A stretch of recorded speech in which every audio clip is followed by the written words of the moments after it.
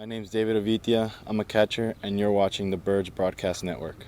Hey, in the last 6 games, there has not been an L for the Orleans Firebirds. There's an L in Orleans, but not for the Firebirds. Alec Hendon, Scotty Gange, welcome into the Bird's Eye View pregame show here in Falmouth. We found our way to the hill.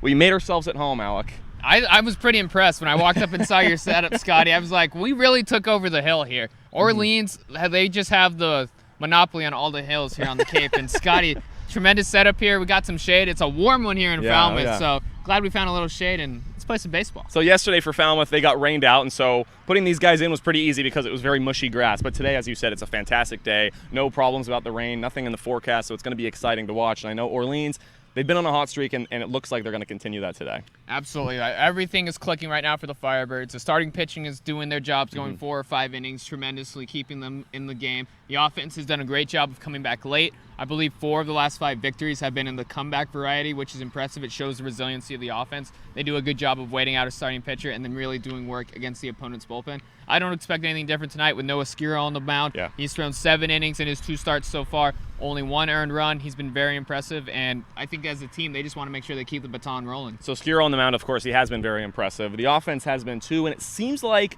in the past 7 days, it's been a resurgence of the offense. Is that for the new guys that have come in and Zach Britton and guys like that, or do you think everybody's just starting to figure out? I think the additions of Britton and Goodhart just alleviate a lot of the stress off the offense. It takes some pressure off Max Troiani. Ray Gill, who hit his 3rd home run yesterday to lead the team. It just makes the lineup deeper and it makes it better because those are 2 big impact bats who have done good things for the Firebirds so far. I think it just instills more confidence because the pitchers feel more confident. Okay, the offense will score some runs so we can keep doing our jobs and not worry about losing 1-0, 2-1 ball games.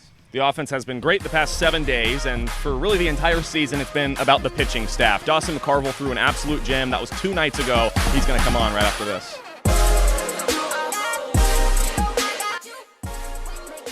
Welcome back into Bird's Eye View with the star of, it wasn't last night, but 2 nights ago, Dawson McCarville, and the star of today. You're not going to pitch, but you're the star of today. Happy birthday to you. Thank you. I appreciate it. 20 years old. Yep. Through 20 years of life. What are we thinking today?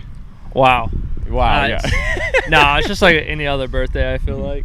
So you're about a week onto the team here in Orleans, 20 years into life, but 7 days into Orleans. How's the team been treating you? They're awesome. They're a good group of guys. Just still getting to know them, but they're fun. They're good. You had a phenomenal first outing. I know I talked to you after the game, and you said that you finally feel like you're part of the Birds. That's pretty cool.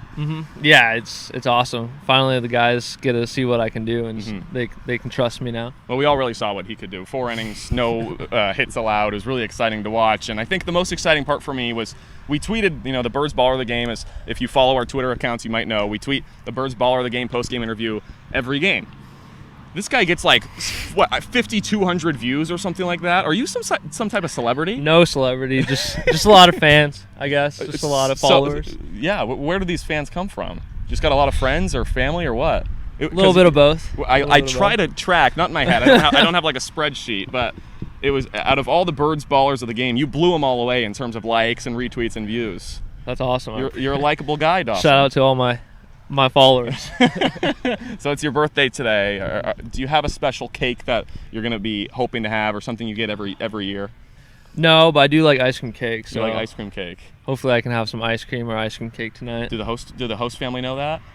I don't know. I should let them know. Yeah, we'll see. We'll let them know. There's I mentioned that you had over 5,000 views on a video of you, and I stumbled across a video of you that has about 230 something views. It was your football mixtape video. Oh, geez. Yeah, that was from a while ago. Yeah, you were an All-American, and at the end of it, it said contact only for full rides. Yeah, that was a little parody football talent video, I guess me and my friend did when we were young. Did it work?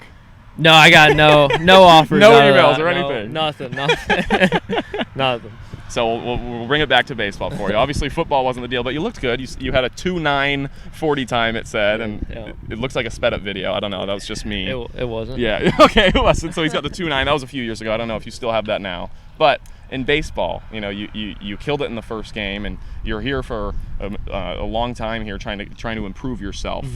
What is it that you're trying to improve in the game of ball? I'm just trying to show like mainly the scouts and set up for my next year at Grand Canyon to show them what I'm about, and just it's good facing these type of hitters because I mean, they're the best in the college world. So I get to develop right now and know what I'm going up against going into my season next year. You're talking about development. Is there anything in terms of just your velocity or your pitch location, anything like that? I really wanted to develop my changeup better, and my last outing, it was actually really good, so I'm happy with that. You said that your slider is normally your A pitch, your plus pitch. You threw it one time in your last I outing. only threw it one time, which is nice that I can rely on my changeup that much. It was just because your changeup's working so well? Yeah, that, and David really likes the changeup, and he knows I want to work on it. So pitching with David, he's at GCU. You're about to play with him. It's kind of like a sneak peek to college ball. Yeah, it's awesome. He's a really good catcher too, and he knows the game. I've heard that. I pitched in Little League, so I don't know much about pitching. But what makes him such a good catcher? Because every pitcher on this team says that he is. Just the way he catches the ball, everything looks like a strike.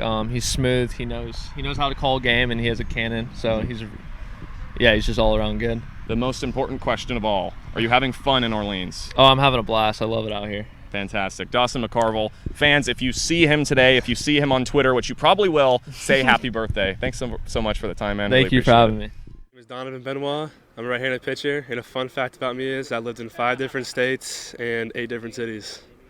Hi, my name is Zach Akoska. I play outfield, and you're watching the Birds Broadcast Network.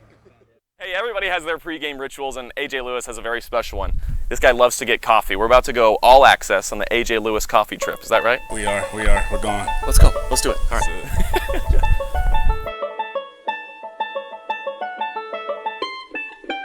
Okay, perfect world scenario. You walk in and you say, I'll get the AJ Lewis. I don't know about all that. You have coffee before every game. Where did that start for you?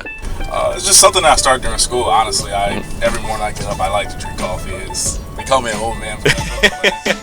Just got into a routine of it. It's not even that I need the caffeine. I just like being a routine-oriented person. And that's just one thing that I've always done. What's the place to go to here? So I fell in love with Joe Mama's. Oh, you did? Joe Okay. Mama's. Joe Mama's is the spot we're going to go today. And I feel like when you walk in, the place is going to go like, yeah! I don't think that's the introduction I'll get. But if I do, that'd be pretty cool. Do you have like an order there? We'll see. Oh. Smile. We talk every day. Lillian. Oh, yeah, I bet you know her well. Hopefully she's there today. Did we pass it? Did we? It's back there. Yeah, we definitely passed it. There we go, baby. Are you ready? I'm ready. Oh, I'm ready too. Okay, let's do it, man. Do you know this guy? Yeah, AJ. Oh, you do know him. That's I know you get the same one every day. That's the Americano, right? It is. It is. Where does this one rank? You're with me, so it adds points, right? Yeah, definitely, Scott. I think all coffee is pretty good. Like, as long as it's giving me energy, it's good. But no, Yeah. Americano tastes the best and works the best for me.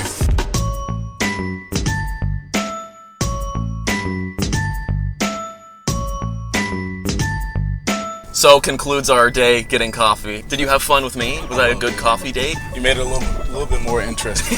I'm boring. I get bored by myself. But no, thank you, man. Thank you. Hey, we've got a fun day at baseball today. AJ Lewis has been phenomenal to watch and playing all season long, and it's been fun to have coffee with you today. Thanks again for the time, man. Appreciate it. Appreciate you. My name is AJ Lewis. I'm a utility player for the Orleans Firebirds, and you're watching the Birds Broadcast Network. Welcome into the Sports News Show, the Orleans Firebirds Sports News. Searching for Scotty around the yard's back. Finding Scotty around the yard. So what is it? Is it searching for Scotty? It's seeking Scotty. I thought it was seeking, but in the notes it says searching. All right, we're still figuring that out. Okay, well We're I'll live see. right now. I'm telling you, you gotta. We're back on. No. Yes. Who's starting pitching tonight for the Commodores? Carmen Olinsky out of South Carolina making his second start on the Cape Cod. On the Cape Cod. not Garcia or Gonzalez. Not Gonzalez. Not That's not Gonzalez. him. So Molinsky from South Carolina, Okay. last pitched on June 14th. Now we talked about before about how all the rainouts, that Falmouth has had, they played a couple less games than every other team on Cape Cod, and this is what happens. A guy like he last pitched on June 14th against Hyannis, and now it's July 1st. So it's been a while. So we've been waiting to pitch. So we'll have to see how the long layover will affect him. It honestly probably helps him more, just because he's had more rest now.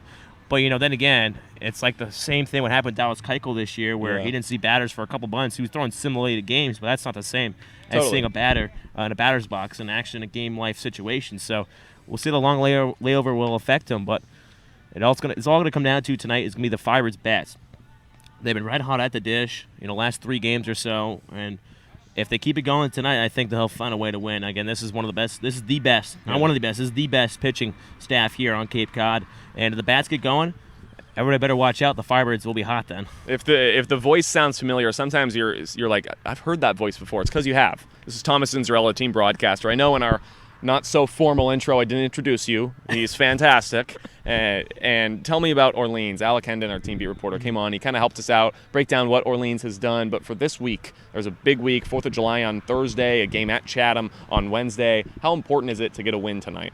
It's obviously very important to start off a week, just trying to keep the momentum going from last week into this week.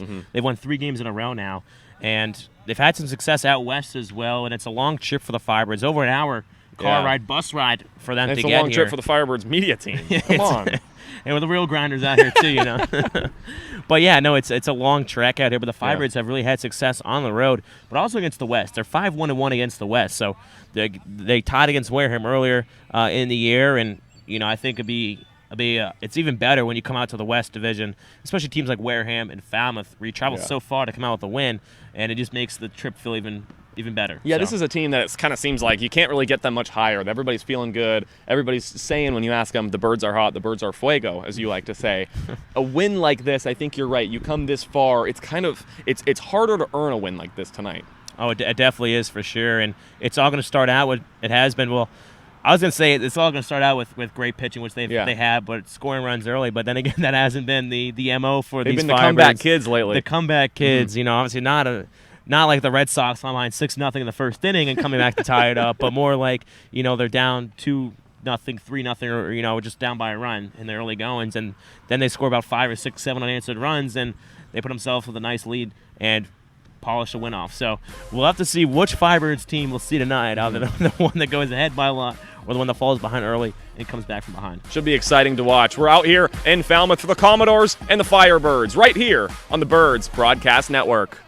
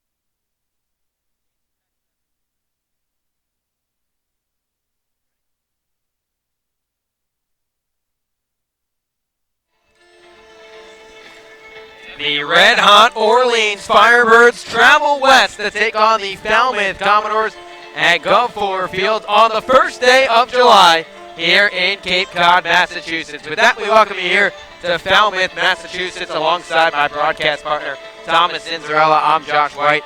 And Thomas, it's July 1. It's the start of the heat of the summer for the Orleans Firebirds, and they are red hot right now, winners of 3 straight for the first time since 2017.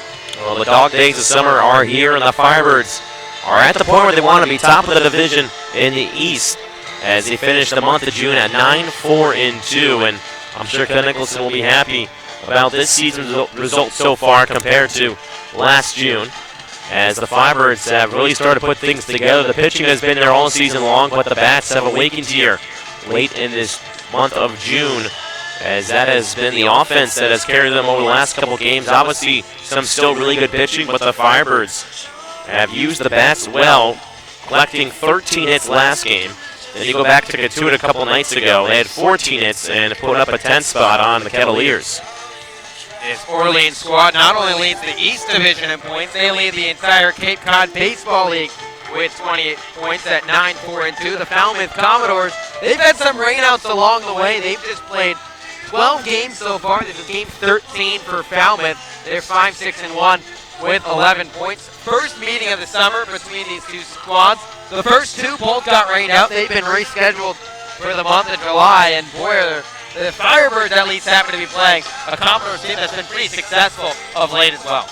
Yeah, you mentioned Falmouth and all the rainouts, so we'll have to see how that plays out, because there's good and bad to that as well. Some of the guys for the Commodores, they want to come out eager to score runs, eager to just go after pitches, first pitch swinging, but it depends, what they do with the opportunity. And, I mentioned to Scott in the pregame show, the starter for the Commodores, last time he pitched was June 14th. So it's been a couple of weeks almost since he last pitched. We'll have to see how that affects him.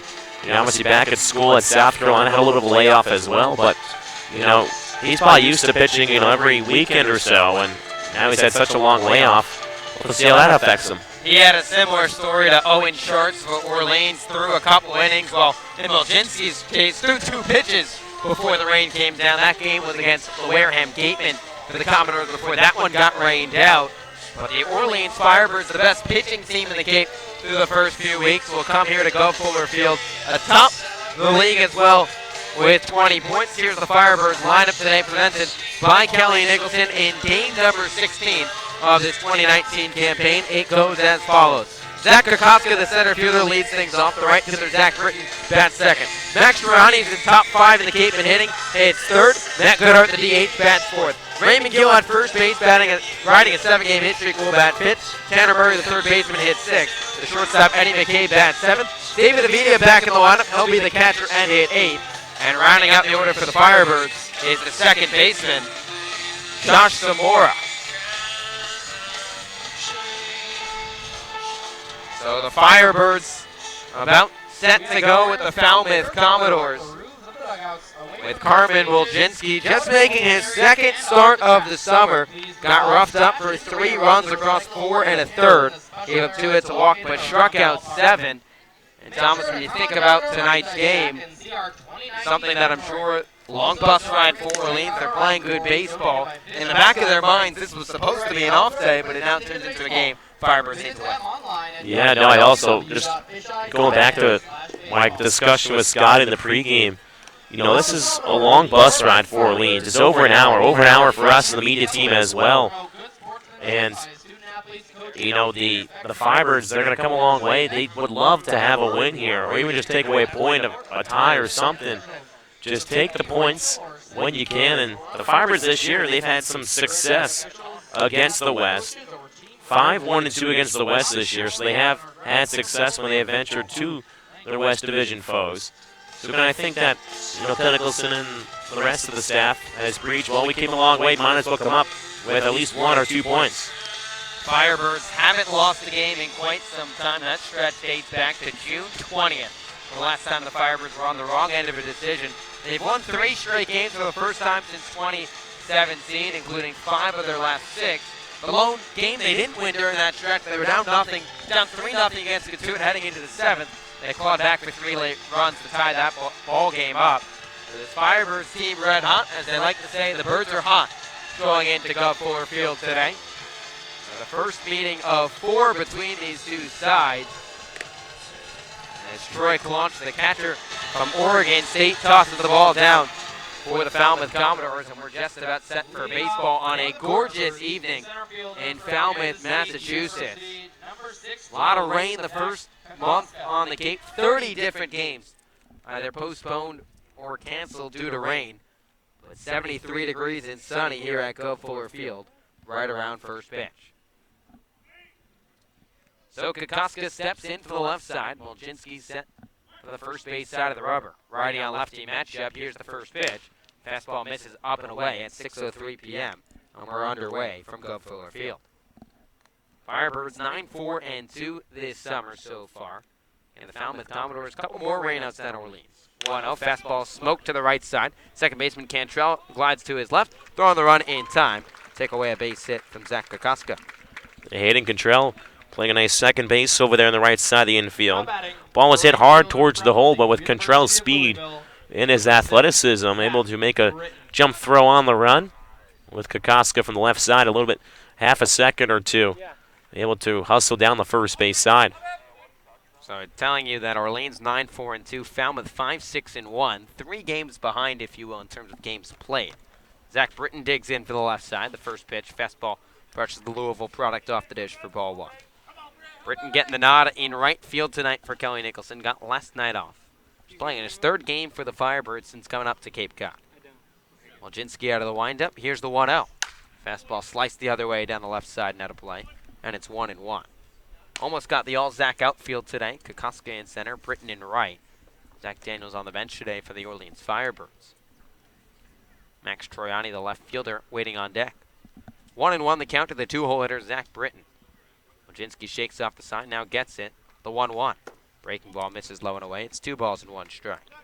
We get all 3 outfielders in the 1-2-3 spot in this lineup. Not something you see very often. It's been that way the last couple games for Kelly Nicholson's squad as well. Here's the 2-1 to Britton. Fastball hit hard to the right side, right at the first baseman Langworthy. He sticks his glove in the dirt. Underhand flip to Molczynski covering for the 3-1 putout. A couple hard hit balls just on the ground. As Molczynski able to induce a couple ground balls here in the early going. So Max Troiani will dig in from the right side. He has been a singles machine so far for the Orleans Firebirds, batting .347. 17 hits in the first 12 games he's played in. 2 quick outs here in the top of the first at Gov Fuller Field. The pitch. Breaking ball nips the outside corner for strike 1. Let's give you the Falmouth defensive alignment. The outfield from left to right. Zach DeLoach, Tim Tawa, and Blake Dunn. The infield, Steve Moretto at 3rd. Kevin Kendall, the shortstop. Hayden Cantrell at 2nd. Austin Langworthy, the first baseman. The 0-1 to Troy Claunch, the catcher. Misses low and away, and it's 1-1. Trani has really done it all so far for the Firebirds. First in multi-hit games on the Cape with 7 across his first 12. 1-1. Breaker catches the inside corner, and it's 1-2. Give you the umpires for tonight as well. Calling balls and strikes is Tim Carey. The first base umpire is Rick Emerson, and at 3rd is Ryan Damari. 1-2 the count. Here's the pitch. Fastball upstairs. Troiani checked his swing, appealed out to 1st. He did not go, and it's 2-2. Hasn't been just getting on base for Troiani. He's also driven in his fair share of runs. 7 RBIs for the Firebirds. That ties the team lead. 2-2 coming. Breaking ball misses low and inside, and the count runs full. And working the count here. Taking a couple tough pitches. No score here in the top of the first between Orleans and Falmouth. First of 4 meetings between these two sides this summer. Here's a 2-out payoff pitch. Fastball nubbed foul, rolling back our way behind the dish. And we'll do it again. This Orleans Firebirds team, Thomas, you talk about the offense starting to come alive for the Firebirds. They're now 6th in the Cape in batting average. 3-2. Fastball cut on and missed, strike 3. Carbon Molczynski looking sharp in the first, blows a heater past Max Troiani and sets down the Firebirds in order to complete the top half of the first. So after three batters, the Firebirds and the Commodores scoreless, and let's check in with our sideline reporter, Scotty Gaines. Ladies and gentlemen, thank you for coming out to the ballpark tonight. Best national anthem I've heard in my life. Hyannis Sound. It's an all-male, college-age singing group, and you guys go a cappella. Nolan, you're the business guy. Matt, you're the music director here. Fantastic. How cool is it to be, singing together, spending the summer together from across the Northeast, you said? Oh, it's the best job in the world. We get to sing, we get to live together. We basically do everything together in a span of 3 months. And by the end of the summer, we come away from it with 10 best friends and a summer full of awesome music and good times on the Cape. So not much more you can ask for in that respect. So Matt, you said that you guys play almost every night, and how many songs do you guys play? Yeah, we have about 40 songs total over the course of the summer, and we play basically every night. We have 3 nights off. I think we already used one of them. So it's a pretty crazy summer, yeah. Really amazing. And before we go, I'd like for everybody here on radio, and we're going to post this later, to get a feel for what you guys have. So I'd love to hear a quick 10-second number if you can all team up together. All right. Sister Nikki to the game. 1, 2, 3. Ooh, baby, I went to stay too high. Hey, now I'm falling, love still strong. Ooh, baby, here I am, side singers delivered. I'm yours. There you go. Are you kidding me? That was so good. Hyannis Sound, right? Our 11th member of Hyannis Sound. Come on, I'm the 11th member of Hyannis Sound. What a day. Hey, guys, we'll send it back to you. Thanks so much, guys. That was so awesome. Wow, that was incredible. I don't know if Scotty's got the pipes to join Hyannis Sound anytime soon, but what a performance by those 10 men. I mean, who needs music in between innings? We'll just put the mic in front of them, and they can just pull any song out we probably want. So we'll head to the home half of the first at Gov Fuller Field with Orleans and Falmouth nothing apiece. Noah Skiro heads out for his 3rd start of the summer. The righty from Liberty towing the rubber from the first base side. First pitch to Hayden Cantrell. Fastball misses up and away for ball 1. Skiro so far this summer for the Firebirds, 2 starts, no record with a 1.28 ERA. Working out of the windup, the 1-0 pitch. Fastball misses up and away. It's 2 balls and no strikes. 6'3", 225 pounds from Stony Creek, Canada. And yes, on July 1st, it's Canada Day, so fitting for Skiro to be on the bump. And he's wearing red.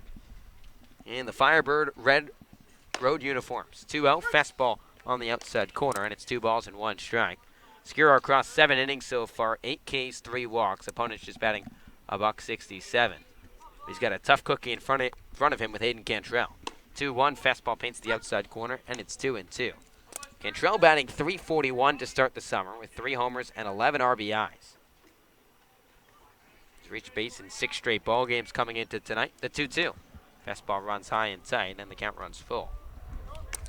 Cantrell 7th in the Cape in average, but it's not just the batting average where he gets the job done. 8 different categories in the top 10 in the Cape. 5'11" second baseman. Back in for the left side. 3-2. Fastball caught on and missed. Strike 3. Skiro climbed the ladder. Cantrell couldn't keep up. And there's 1 away in the bottom of the first. The right fielder from Well, Cantrell let it work the count, but Skiro comes up on top. And Cantrell's a guy that, if this Orleans pitching will love to focus on, you get him out. He's a big contact hitter, gets on base, can really wreak havoc out there. So it's a big first out here for the Firebirds. And that will bring up Blake Dunn, the right fielder from Western Michigan. Here's the first pitch from Skiro. Dunn shows bunt and fouls it back off the back stump, 0-1. Dunn has been very patient at the plate so far this summer, riding a .475 on base percentage. That's 2nd in the entire league. He's drawn 11 walks in 12 games. Righty on righty matchup with 1 away in the bottom of the first. Skiro out of the windup, the 0-1. Fastball paints the outside corner, and it's 0-2. Let's give you the Orleans defensive alignment. The outfield from left to right, Max Troiani, Zach Kokoska, and Zach Britton. The infield, Tanner Murray at 3rd, Eddie McCabe the shortstop, Josh Zamora at 2nd, and Ray Gill at 1st. 0-2 on the outside corner, strike 3. Skiro took a little bit off it, but caught the outside edge. 1-2-3, and there's 2 away. Well, this is a very similar start to his first start on the Cape when he pitched in Bourne. We were just striking out the Bourne hitters left and right, had 7 punch-outs through 4 innings back in Bourne, and that came to the doubleheader. So now Tim Tawa, the center fielder from Stanford, checks in for the right side with 2 quick outs for Noah Skiro. First pitch, fastball misses up and away for ball 1. Skiro's battery mate, David Avidia. Sure a nice sight if you're Skiro, knowing that the sure hands of Avidia is behind the dish tonight. Skiro gets the sign, rocks in, fires the 1-0. Fastball runs low and in, and it's 2 balls and no strikes. No score here with 2 outs in the bottom of the first. Tim Tawa just 3 for his first 16 on the Cape. Righty on righty matchup. Skira rocks and fires 2-0. Fastball misses upstairs. It's 3 balls and no strikes. Tawa an all Pac-12 honorable mention this past season at Stanford. Batted just 253, but smacked 8 home runs. Skiro, a deep breath, now gets on from the left side of the rubber. Here's a 3-0. Fastball right down the chute, and it's 3 balls and 1 strike. Firebirds have gotten strong pitching to start the summer from their entire staff. They lead the Cape in ERA so far. 3-1 fastball sliced foul, and we'll do it again. But it's not just keeping the opponents off the board. They also put the fewest runners on base. Lowest whip on the Cape at 107. Opponents hitting the lowest average as well at 212. 3-2 the count, the pitch. Fastball smacked foul, and we'll do it again. See, an at-bat like this is what really sums up the Firebirds pitching. At times when they fall behind, 3-0 in the count, comes right back with a fastball. Then gets Tawa to foul off 2 more. Try to polish things off here. Here's the payoff pitch. Fastball caught on and missed, strike 3. Noah Skiro strikes out the side in the bottom of the first at Gov Fuller Field. And just like that, we'll head to the top of the second in Falmouth with the Firebirds and the Commodores. Scoreless, but before we head there, let's check in with Scotty Gaines once again. Scotty, what's your keys to the game tonight, fella? Well, the first key to the game is to go back and edit that little Hyannis sound video or sound and just listen to it all day. That was fantastic. They were so great. Really nice meeting them. I'm saying goodbye to them right now. Guys, thank you so much again. Another key to the game is just you've got to look at Noah Skiro. He's been fantastic this season, and watching him in his pregame bullpen, and we just saw him out there for the first time. The guy's feeling it, and I'm not saying he's feeling it just because I'm wearing the Orleans Firebirds polo. I'm saying that because watching in his pregame bullpen, the guy had just absolutely no emotion. Normally, I'll talk to him, I'll do a little bit. I kept staring at him, trying to get something out of him. Didn't even look one way. He is so locked in, and his fastball standing behind the guy. You never really get to see that when they're out on the field, of course. I was about 5 feet behind him while he's throwing his pen, and he was throwing darts, guys. Everything is just right down, and he's looking really good. Another one, and something kind of exciting is, as I've said for the past 2 games, I took Tanner Murray out to the lunch at the NAC for the 2nd edition of Bird Bites, where he talked about how much he loves design and how he's a design major at school. We sat down, shared a really yummy meal and a cheeseburger and some french fries and onion rings. I had a little too much, but it was all good. And we have the first official sneak peek of that. That's coming at the end of the 6th inning. So it's going to be very exciting. It's about a 1.5-minute long video about him describing his love for design. It's really cool to listen to. Guys, other than that, really, it's just enjoying the day. It's a really fantastic day out here. It rained, it poured in Falmouth yesterday, so maybe it'll pour in good vibes today. I'll send it back to you because we're about to play some baseball, gang. Happy July, Scotty. Yes, sir. So we'll head to the top of the second at Gov Fuller Field with the Firebirds and the Commodores scoreless. Matt Goodhart, the DH from Arkansas, will lead things off for the Firebirds. Set to face Carmen Wilczynski, who looks sharp through the first 3 hitters. Retired Orleans with ease in order in the top of the first. Righty on lefty matchup. Here's the first pitch from Wilczynski. Fastball smacked the other way and out of play for strike 1. Goodhart making his 3rd consecutive start for the Orleans Firebirds. Check that, his 4th. He's 4 for his first 10 with Orleans to start the summer. Wilczynski shakes off the sign. Now wheels and deals the 0-1. Breaking ball catches the outside corner. A slider that bit right back towards the plate, and it's 0-2. Goodhart, a quiet night last night, went 0 for 3, but reached base twice. Drew a walk and was hit by the pitch. Here's the 0-2. Fastball misses up and away, and it's 1 ball and 2 strikes. Goodhart has really been that spark since arriving for the Firebirds. Helped lead the Razorbacks to an appearance in the College World Series. The 1-2 coming. Breaking ball hit to the right side. Second baseman Cantrell charges in. Sidearm throw to first base. It's 4 up and 4 down from Wilczynski on the mound. Yeah, both pitchers so far going after hitters as Wilczynski got ahead on Goodhart. And going back to yesterday's game, you mentioned Goodhart. Every hitter, everybody in the starting lineup, I should say, for the Firebirds reached base yesterday. 8 of the 9 were able to get a hit. Goodhart, the only one without a hit, but like you mentioned, reached base a couple of times last night. Now Raymond Gill digs in. Here's the first pitch. Fastball fouled back for strike one.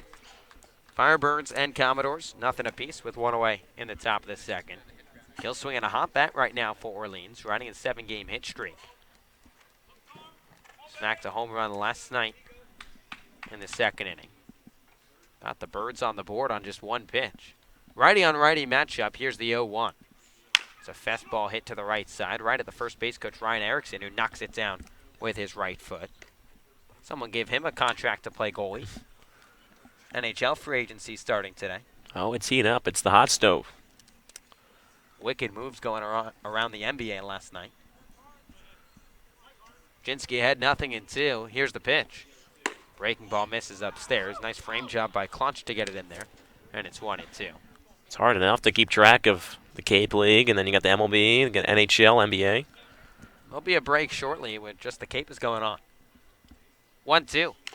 Breaking ball that Gill just gets a piece of, and we'll do it again. Ray playing first base tonight for Kelly Nicholson. He's really been a staple over there the last few games now. Shifted from his natural spot at third. Hasn't affected his bat at all. Hitting .297 with 3 homers in the early going. Thing that jumps off the page is that slugging percentage at .595. That's 4th in the league so far. 6'1", 205-pound first baseman back in. The 1-2. Fastball hit hard to the right side, right at the first baseman lane where they had trouble with it at first. Got their overhand throw to Muljinsky covering, and there's 2 away. Well, so far, every ball hit in play has been to either the first baseman Langworthy or Hayden Control over at second. Number 41. It's incredible, the command of Muljinsky in the early going, just keeping the ball down. So now Tanner Murray, the third baseman from UC Davis, will step in from the right side. With nothing to show for Orleans just yet. Murray taking his time now, digs in, gets adjusted with the tan and black bat, with white tape running down towards the knob. First pitch, he chops this one to the left side. Third baseman Moretto charges in, throw on the run across the diamond in time. 6 up and 6 down for Carmen Muljinsky, as the Commodores pitching is starting to flex their muscles of their own. We're through an inning and a half at Gov Fuller Field. Firebirds and Commodores, nothing doing. As we head to break, check out some highlights from last game. You're listening to Firebirds Baseball on the Birds Broadcast Network. 1-2 pitch, fastball outside corner, strike 3 call. Incredible. 2-0 pitch to Acton, hits it high in the air towards left field. Trani on his horse back there, looks up, and it's gone. Corey Acton hits an oppo taco. After left, Trani on first base, back in the first. Gill sends one high in the air towards left field. Weimer, left fielder, going back, jumps up. Did he hold on? No. It's over the wall. A home run for Ray Gill. First pitch. Fastball swung on by Cerretti into center field. Marusic coming on. He makes the grab at the shoestrings. Troiani tagging from third. Throw to the plate. Not in time. Here's the 2-1 to Kokoska. Fastball rocketed to left field. Weimer ranging back. He's in front of the fence. Looks up. This ball is gone. Zach Kokoska tees off on his college teammate. Bases loaded of Birds with 2 away in the 6th. Bauman balked. Home plate umpire Joseph Caraco saw the glove movement from Bauman, pointed at it, and yelled. He shows bunts it up the first base side. The pitcher Butler only option is to first base, just getting Trani in time as Lala comes in to score. Firebirds trying to win 3 straight here. The 2-2 from Loman, cut on the miss, strike 3. And Cavadas goes down swinging. And that is how this game will end from Eldridge Park.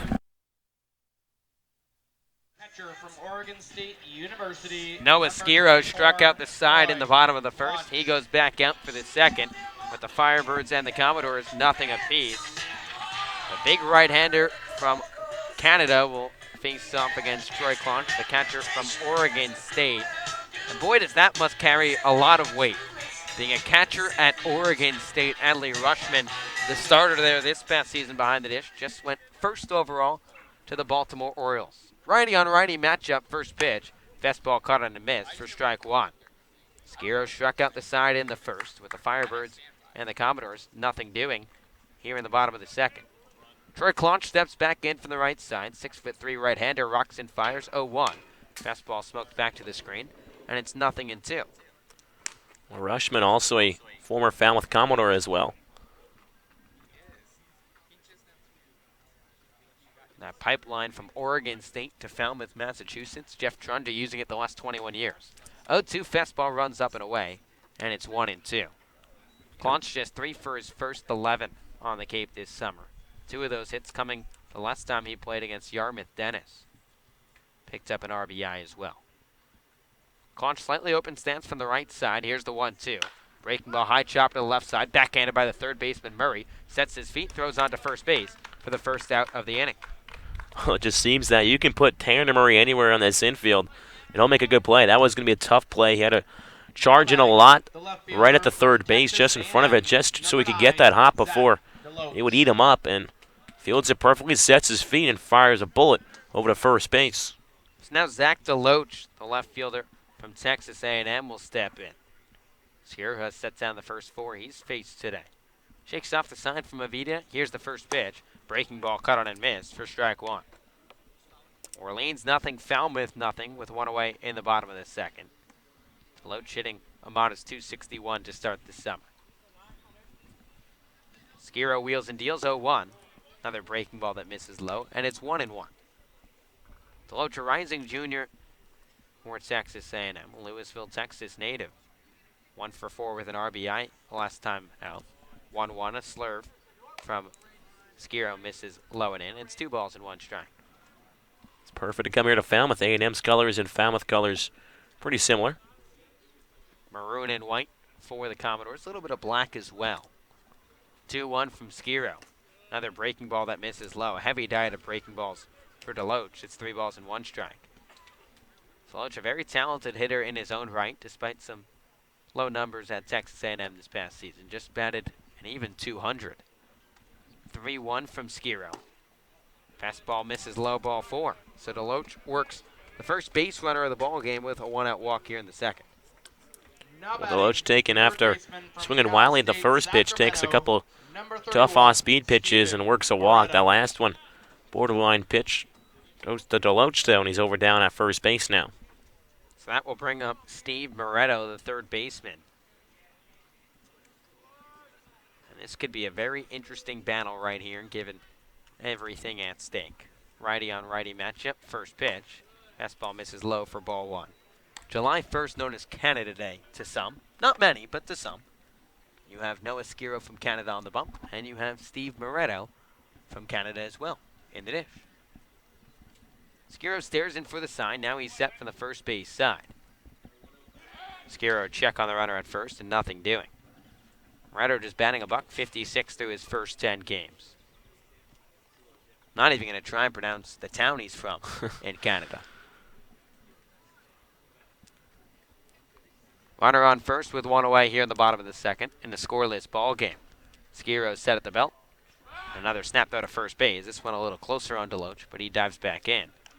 DeLoach 2 for 3 in stolen base attempts this summer. Only swiped 1 this past season at Texas A&M. Moretto at a Cal State Sacramento back in from the right side. 1-0.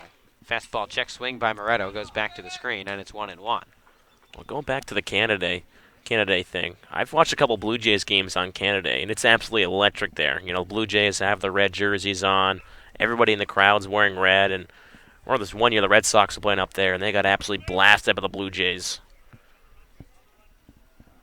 Skiro gets the sign, the 1-1. Breaking ball that's fisted foul down the right side, and it's 1-2.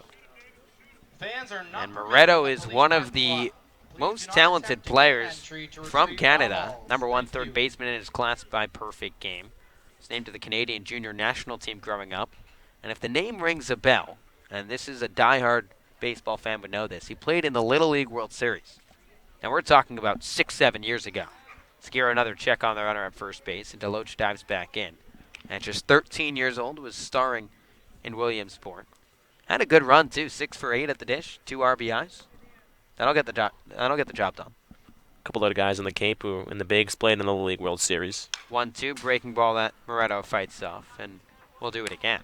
One guy I can think of is obviously Jason Varitek, former catcher for the Red Sox. Went from the Little League World Series, played here on the Cape for Hyannis. I believe he played in the College World Series as well. He did. Then he wins a World Series with the Red Sox. I mean, that's just unbelievable. He is one of, I want to say, 2 or 3 ever to do that. Do that. The 1-2. Breaking ball that Moretto once again gets a piece of, and we'll do it again at 1-2. Orleans nothing, Falmouth nothing, with a runner on first and one away in the bottom of the second. And this is what Noah Skiro has done. He's thrown a lot of strikes through the early part of his Firebirds career. But you got to give Falmouth a lot of credit, drawing some deep counts in the early going. Moretto's fouled off the last 3. 1-2. Breaking ball fisted into shallow center field. Kokoska coming in. This one drops down for a base hit. Moretto, a Texas League bloop single. The Commodores with runners on first and second and only one away. Yeah, Moretto just able to nub one out towards center field.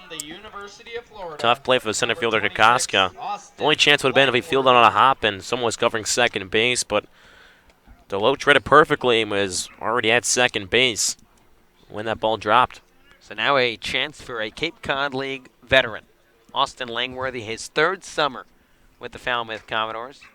A rising senior out of the University of Florida. Langworthy in from the left side. First pitch from Skiro.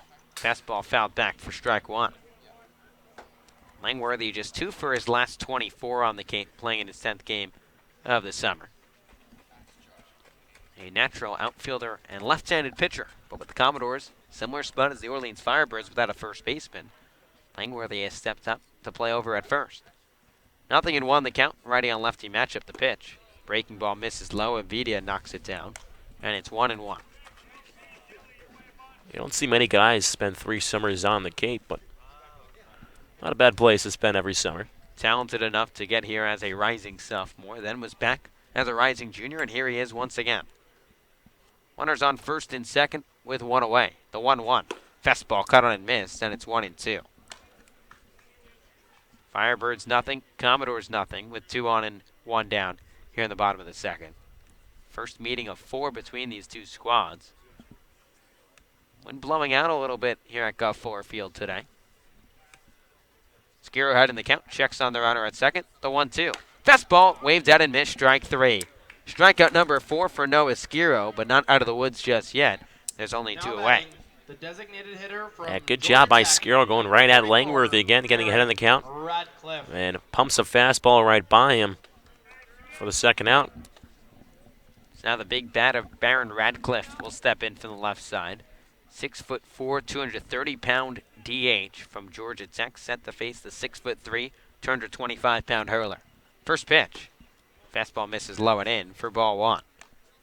Radcliffe, a slow start, just 3 for his first 17, but had a very strong year at Georgia Tech, an all-ACC second-team selection. Club 12 home runs for the Yellow Jackets. Moretto on at first, Deloach off of second. Skiro set at the belt, checks right at Deloach. Here's the 1-0. Fastball right down the chute, and it's 1-1. Good spot there by Skiro. Goes a pitch right at the knees, and as it crosses home plate, catches the bottom part of the zone. Radcliffe 0 for 4 with a K against Yarmouth Dennis a couple nights ago. Commodores did not play last night. The only game on the Cape not to play. 1-1 breaker in the dirt. Avidia knocks it down. It's 2-1. It was Chatham and Falmouth set to play here at Gulf Fuller Field last night. Not a cloud in the sky until a little before first pitch, and then got really dark, a little darker, and then the rain started pouring. 2 on and 2 away. 2-1. Fastball broken bat, sliced up the first base line. Gill grabs the hopper. He'll take it to the bag himself, and the side is retired. So Noah Skiro works around a little bit of trouble as the Commodores score no runs on 1 hit, no errors, and they leave 2 runners left on base. After 2, Firebirds and Commodores scoreless. We'll check in with Scotty Gage, who's got an update after the second inning. Scotty? Yeah, just a continuation of what I was talking about at the end of the first inning. Is the Orleans Firebirds are proudly sponsored and present our new edition of Bird Bites by the Knack in the city of Orleans, the town of Orleans, right off of Route 6, and just kind of a more breakdown of what they bring to the table, literally of what they bring to the table. It's some things I left off last time, which I'm so mad to say, you guys, that I haven't even tried yet. Their lobster roll. I've heard it's like the best thing in town.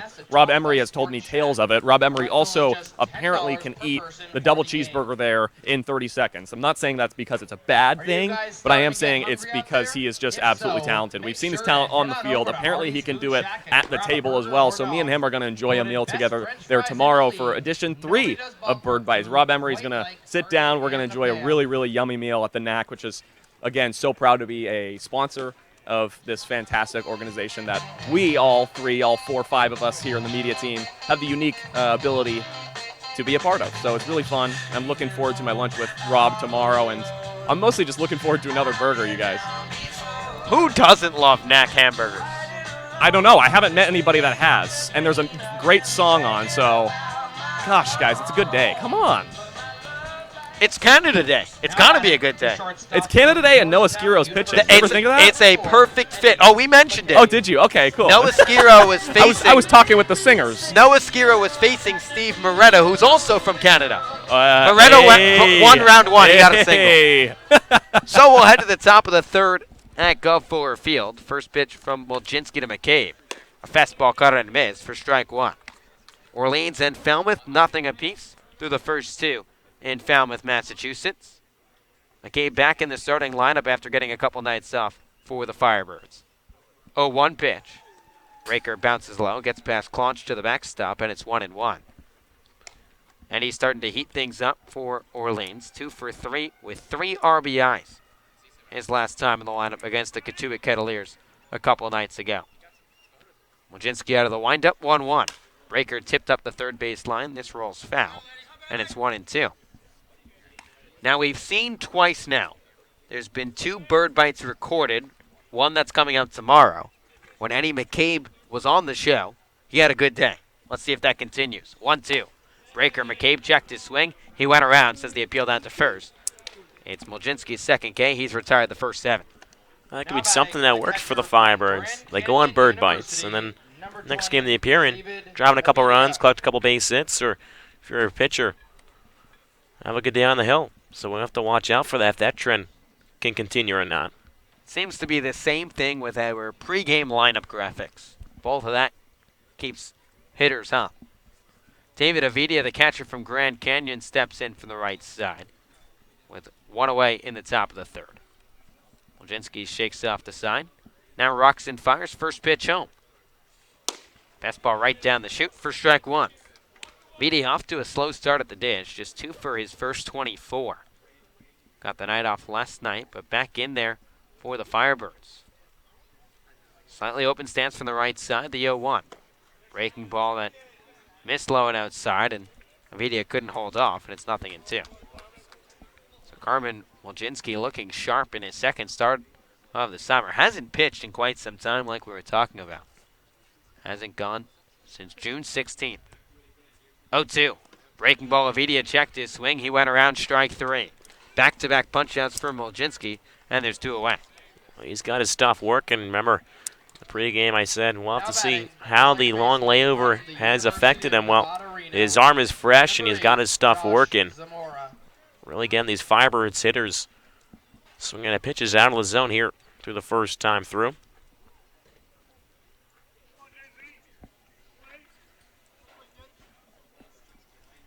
So now Josh Zamora, the batter for the Firebirds. The first pitch, fastball right down Broadway for strike 1. 0 apiece for either side through the first 2+ innings. There's 2 quick outs here in the top of the third. Righty on righty matchup, the 0-1. Breaking ball tails low and outside, and it's 1-1. Zamora back in the lineup, and Kelly Nicholson, a fluid lineup in the early parts of the summer. That's pretty standard for Skip. Zamora just 2 for his last 22 at the dish. 1-1. Breaking ball, hot shot back up the middle, but the shortstop Kendall is right there. Shuffles to his left, fires on to first. 9 up and 9 down for Carmen Molczynski on the mound. We're through 2.5 with the Firebirds and the Commodores scoreless. Thomas Cinzarello, let's look around the Cape Cod Baseball League. Well, the Firebirds again having won 3 in a row. There's only 2 teams off today. It's the Brewster Whitecaps and the Harwich Mariners. So Harwich, after dropping 2 in a row to the Firebirds, will have the day off. Again, this is a makeup game from a couple weeks ago.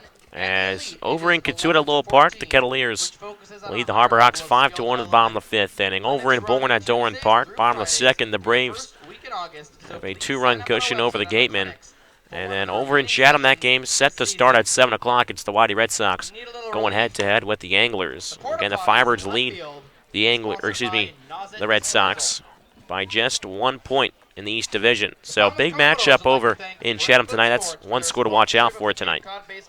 Seems like every score, especially in the early parts of the summer, Thomas, they're pretty big right now, and seems kind of crazy. Not even 20 games in for anyone, but you've seen it firsthand over the years that teams that get off to hot starts can almost secure themselves a spot in the playoffs later down the line. Yeah, you want to carve out your position in the East Division or the West Division, and that's why, again, those games early on are very important because, you know, the East and West teams are really battling it out because once you get into July and August, you're going to start playing your division a lot more often. So you want to pick up some of those West wins in case that you do slump against the East because those East Division games are going to be slugfests, you know. Each team going to trade a couple blows with each other. First official trip here to Falmouth for the Orleans Firebirds. They came a couple weeks ago. That game got rained out, maybe a little less than 20 minutes after the Firebirds game, but round 1 of 4 between Orleans and Falmouth this summer. And we are once again entrenched in a pitcher's duel. Orleans and Falmouth, nothing apiece as we head to the bottom of the third at Gulf Fuller Field. Noah Skiro, the right-hander from Liberty, back out there for his third inning of work. Set to face Kevin Kendall. First pitch. Fastball runs on the inside corner for strike 1. Kendall, a shortstop out of UCLA, batting .308 to start the summer over his first 4 games. 0-1. Fastball nips the outside corner, and it's 0-2. Skiro struck out the side in the first, ran into a little bit of trouble in the second. Had runners on first and second with only 1 out, but got a big punch out. And then a weak ground ball to the first baseman. 0-2. Fastball misses up and away, and it's 1-2. Kendall this past season for the Bruins batted .258 in some limited action, just 44 games. Righty on lefty matchup, the 1-2. Curveball waved out and missed, strike 3. Noah Skiro flashes the curve. It's his 5th K, and there's 1 away. Yeah, once Skiro can pound the zone with the fastballs, goes right to the curveball. It's a nasty one as well. Has a lot of movement on it, and Kendall swings right over it. So that will bring up Hayden Cantrell, second baseman from Louisiana Lafayette, the Raging Cajuns. Cantrell digs in for the left side. Here's the first pitch from Skiro. Fastball nips the inside corner for strike 1. Cantrell doesn't like the call. 1 down in the bottom of the third with Orleans and Falmouth scoreless. Cantrell 0 for 1 today, the 0-1. Fastball nips the inside corner, and it's 0-2. And this is the Noah Skiro Kelly Nicholson and the Orleans Firebirds are used to seeing.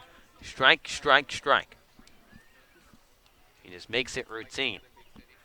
Skiro wheels and deals, 0-2. Fastball fought off by Cantrell, and we'll do it again. Seems like this year, more than any, the Firebirds have had a lot of pitchers that are just go-getters and strike throwers. I haven't really seen anybody in this staff that, you know, has struggled with their command a lot this year consistently. A lot of these guys are really pounding the zone early. Here's the 0-2. Fastball misses up and away, and it's 1-2. And that's part of the reason, again, why this Orleans Firebirds team has had such great success. They're the best pitching team in the Cape so far. Skiro rocks and fires the 1-2. Fastball misses low and away, and it's 2-2. No score between Orleans and Falmouth with 1 out here in the bottom of the third. Skiro already 5 punch-outs the first turn around the order. Looking for number 6 against one of the best hitters in the game. 2-2. Fastball popped left side of the infield. Drifting into foul ground is Tanner Murray. He'll make the two-handed grab just left of the third base line, and there's 2 away. Again, good things happen when you get ahead in the count, and Cantrell has to do a defensive swing and just pops it up on the left side of the infield, and Murray's there to make the catch.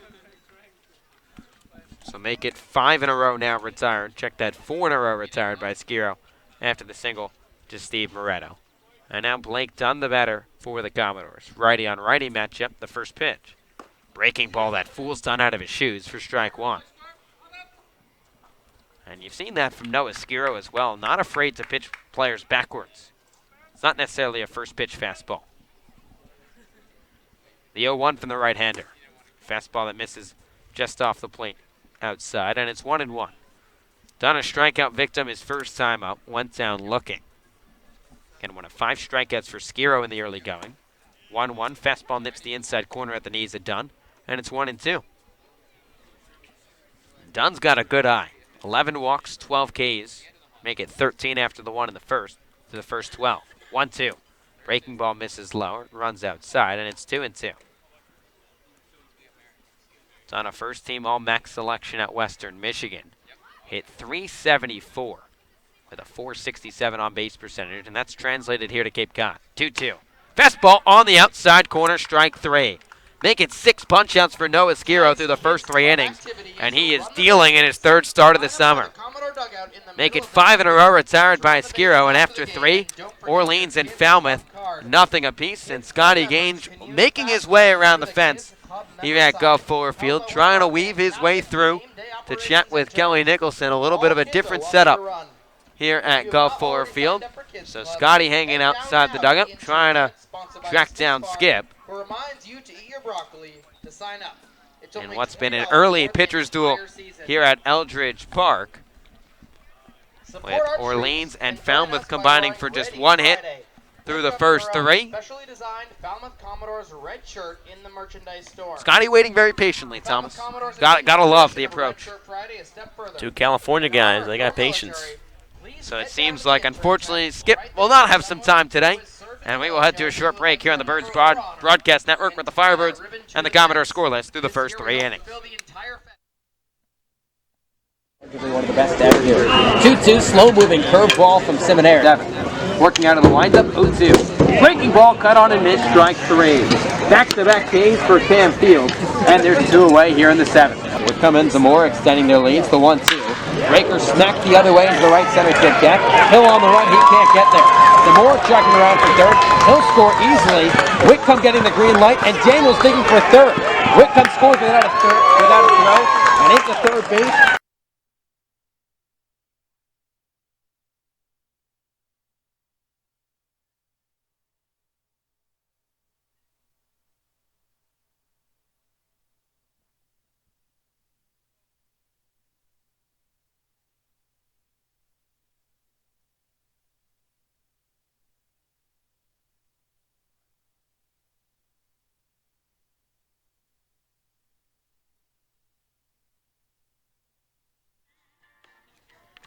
Orleans and Falmouth tied at nothing apiece as we head to the top of the 4th. First pitch from Carmen Mulchinski. Fastball chopped to the right side by Zach Kokoska, right at the first baseman, Austin Langworthy. He takes it to the bag himself, and there's 1 away. So Mulchinski's retired the first 10 he's faced in this ball game in what's been a pitcher's duel for the Firebirds. Just 1 combined hit between both sides. And now Zach Britton, the right fielder from Kansas, from Louisville, checks in. Zach Kokoska from Kansas State. A lot of Zachs in the lineup today for the Firebirds. Righty on lefty matchup, the first pitch. Breaking ball taken low for ball 1. Britton, his first time up, a ground ball to the right side, fielded by Langworthy. He just flipped it to Mulchinski covering. Mulchinski out of the windup, the 1-0 pitch. Fastball nips the inside corner, and it's 1-1. Britton, a natural catcher by trade, but Henry Davis at Louisville got the starting nod behind the dish this past year for the Cardinals. And Britton in a reserve spot, mainly played in the DH role. Got some starts in the outfield, just 3. But now trying to transition to that right field spot as an everyday player. 1-1. Fastball just misses below the knees of Britton, and it's 2 balls and 1 strike. Zach won for his first 10 on the Cape. Drove in a run his first night for the Orleans Firebirds, and what was a coming-out party for the Firebirds offense. 2-1 pitch. Fastball skied down the left side, tailing out of play. This runs into the forest behind the press box at Gulf Fuller Field, and it's 2-2. No score between Orleans and Falmouth with 1 out in the top of the 4th. 6'1", 205-pound Batesville, Indiana native digs back in. Here's the 2-2. Breaking ball just missed outside, a 12-6 curveball that Klontz tried to frame on the outside part of the plate. But the home plate umpire didn't give it. Mulchinski has retired the first 10 he has faced with all groundouts so far and strikeouts. Here's the payoff pitch. Fastball misses low and outside, ball 4. So Zach Britton works out a walk, and the Firebirds have their first base runner of the day. So that's the spot Orleans wanted it in. Now they'll get Max Troiani, who's arguably been their best hitter this summer. Troiani 0 for 1 tonight, struck out swinging his first time up. But he's batting .347 coming into tonight. Wojcinski working out of the stretch for the first time in this ball game. First pitch. Breaking ball misses low for ball 1. And going back to a couple games now, all you need is for the Firebirds, just let Wojcinski think about something else on the mound, like a base runner. Only takes one. Britton leads off first with 1 away. 1 out. Britton running. Fastball runs low and inside. Throw down from Klonge. Not in time. So Zach Britton swipes second base. It's his first stolen bag of the summer. And the Birds are runner in scoring position with 1 away. It was a check swing by Troiani. Does not go around.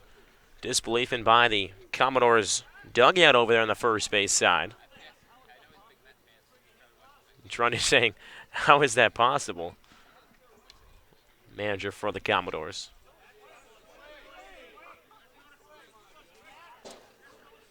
And now Falmouth pleading their case. And the home plate umpire is getting into it now. Wow, this is entertaining. I don't think I've ever seen anything like this. Just a back and forth between home plate umpire and Jeff Trundy and the Commodores bench. This is something, man. It really is. And they've got a point. I think everyone in this ballpark thinks Max Troiani didn't hold up, but nonetheless, the count's 2 balls and no strikes. The Birds 3-hole hitter. Runner on second with 1 down here in the top of the 4th. Wojcinski's set, 2-0. Fastball misses low, and it's 3 balls and no strikes. So they like to say in basketball, the ball doesn't lie, and maybe it doesn't. Maybe that translates over to the baseball diamond. Matt Goodhart, the DH, waiting for his opportunity in the on-deck circle for the Firebirds. 3-0 the count, the offering. Fastball catches the outside corner, and it's 3-1. We'll have to see how the outcome of this at-bat is. We have heard some very funny things from head coaches this summer. Kelly Nicholson, a lot of wit from that man. We've seen last game even we saw something between Kelly and the Mariners coaching staff, especially Steve Anglert. 3-1 the count to Max Troiani. Here's the pitch. Breaking ball that Troiani fights back, and the count runs full. I think my favorite line of the entire summer so far, when Orleans played Yarmouth Dennis in the Fog, and this is the last Firebirds loss. Orleans hasn't lost since this happened. Kelly Nicholson inserted Trevor Johnson at the time into center field. And the home plate umpire asked, who's the new center fielder? And Kelly responded, Trevor Johnson. You just can't see him out there. You can't see him through all the fog is what he said. Yeah, we heard it loud and clear, and it was funny. Britton's in scoring position with 1 away. Here's the payoff pitch. Breaking ball that fools Troiani, blocked down by Klonge. So Troiani definitely went around that time. Klonge will toss it down to first to complete the strikeout, and there's 2 outs. No confusion on that one for sure. So I guess the ball did lie there because it resulted in an out, but a couple extra pitches were able to be used. Some good fun here on the Cape. It's now 2 outs for Carmen Wojcinski. Hasn't surrendered a hit through the first 3+. Just 1 combined hit between the 2 sides in a scoreless ball game. First pitch to Matt Goodhart. Fastball misses outside for ball 1. This is where the Firebirds are going to have to cash in. They've done it over the 3-game winning streak, guys in scoring position, even though there's 2 outs. So Goodhart out of Arkansas back in for the left side. The 1-0. Fastball smacked down the left side and out of play, and it's 1-1. We continue to say that just this Orleans lineup feels different with Matt Goodhart in there. He's been in the DH spot the first 4 games he's been in town. Batting in the cleanup role as well. Played his first year at the JUCO level and tore it up before transferring to the Razorbacks program. Runner on second with 2 down, the 1-1. Breaking ball, nice stop by Klonge to knock it down with his chest, and it's 2 balls and 1 strike. A 58-foot breaking ball that Klonge just threw his body at to keep it in front.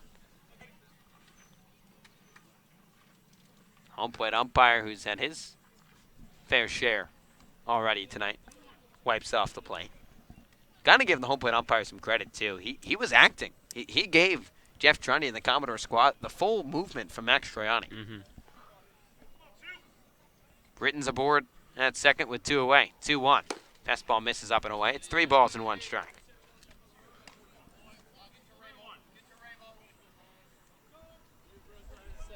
So a chance for Matt Goodhart, who drove in 47 runs this past season for Arkansas, to give the Firebirds their first hit and their first run of the ball game. Righty on lefty matchup, 3-1. Fastball sliced down the left side and out of play, and the count runs full. If that ball is able to land in fair play, might have had a shot off the edge of the barrel, so that ball's going to be slicing over towards left field.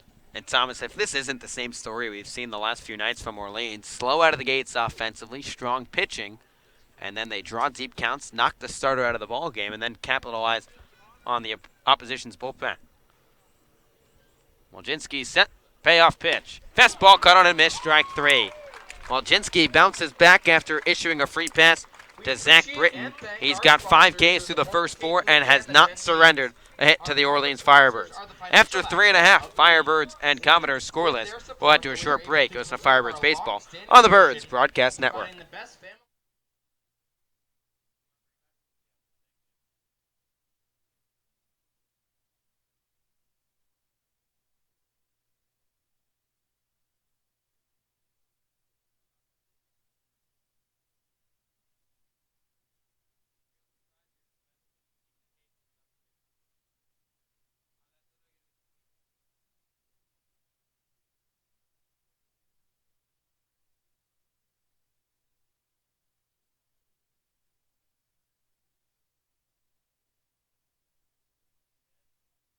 The Firebirds infield will come in on the grass. First pitch to Darren Baker, right back to the third baseman. Tags the runner at third, throws across the diamond, and they got him! Tanner Murray, heads up play. There's a 1-0 pitch. Wilcom sends one high in the air towards left field, towards the scoreboard. It's gone! And the Firebirds are back on the board here in Game 2. We can call this Firebirds team a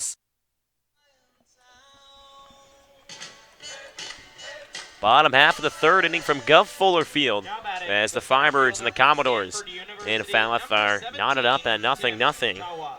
Tawa, Klotch, and Deloach, the 3 Commodores set to do work against Noah Skier on the Firebirds. And I have to say, Josh, the music here has been exceptional so far. I'm a big fan of this. I was talking with Alec Hendon. He has a great music taste, and he said the Brewster Whitecaps had the best music on the Cape, and I said this might compete with it. This has a chance to really be up there. Tawa shows bunt on the first pitch, pulls it back as it misses for ball 1. Now, the best music is easily the Hyannis Sound. That's not even close. 1-0 pitch is fouled off the mid of the catcher, Avina. Count 1 ball and 1 strike here in the bottom of the 4th inning. Again, Firebirds and Commodores battling out here. Another pitcher's duel as the 1-1 pitch is popped up on the right side of the infield. The catcher, Avina, throws off the mask, dangles it around, and makes the catch for the first out. We were kind of joking during the last break that, shocker, the Orleans Firebirds, the best pitching team in the Cape, are in another pitcher's duel. The last 2 games or so, it's been the same result as you mentioned the last half inning. Again, between both sides, 2-hour game, 2-hour 9-inning game in Harwich, which you don't see very often, and a 2-hour and 18-minute game last night against the Mariners. Don't know if we'll be in for the same treat here in Falmouth. Troy Klotch, the catcher, takes a first pitch fastball at the belt for strike 1. Klotch out of Oregon State as he sports the Oregon State Beaver colors on his left shin guard. 0-1 pitch just misses low for ball 1. Count 1 ball and 1 strike on Klotch. Again, nobody out here, or 1 out, excuse me, nobody on for the Commodores here in the bottom of the 4th.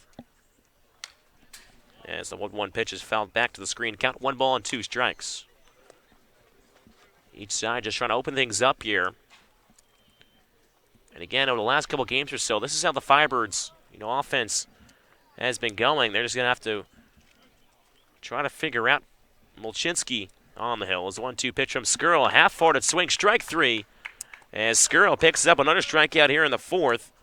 His first in this inning, but he now has 7 in the game.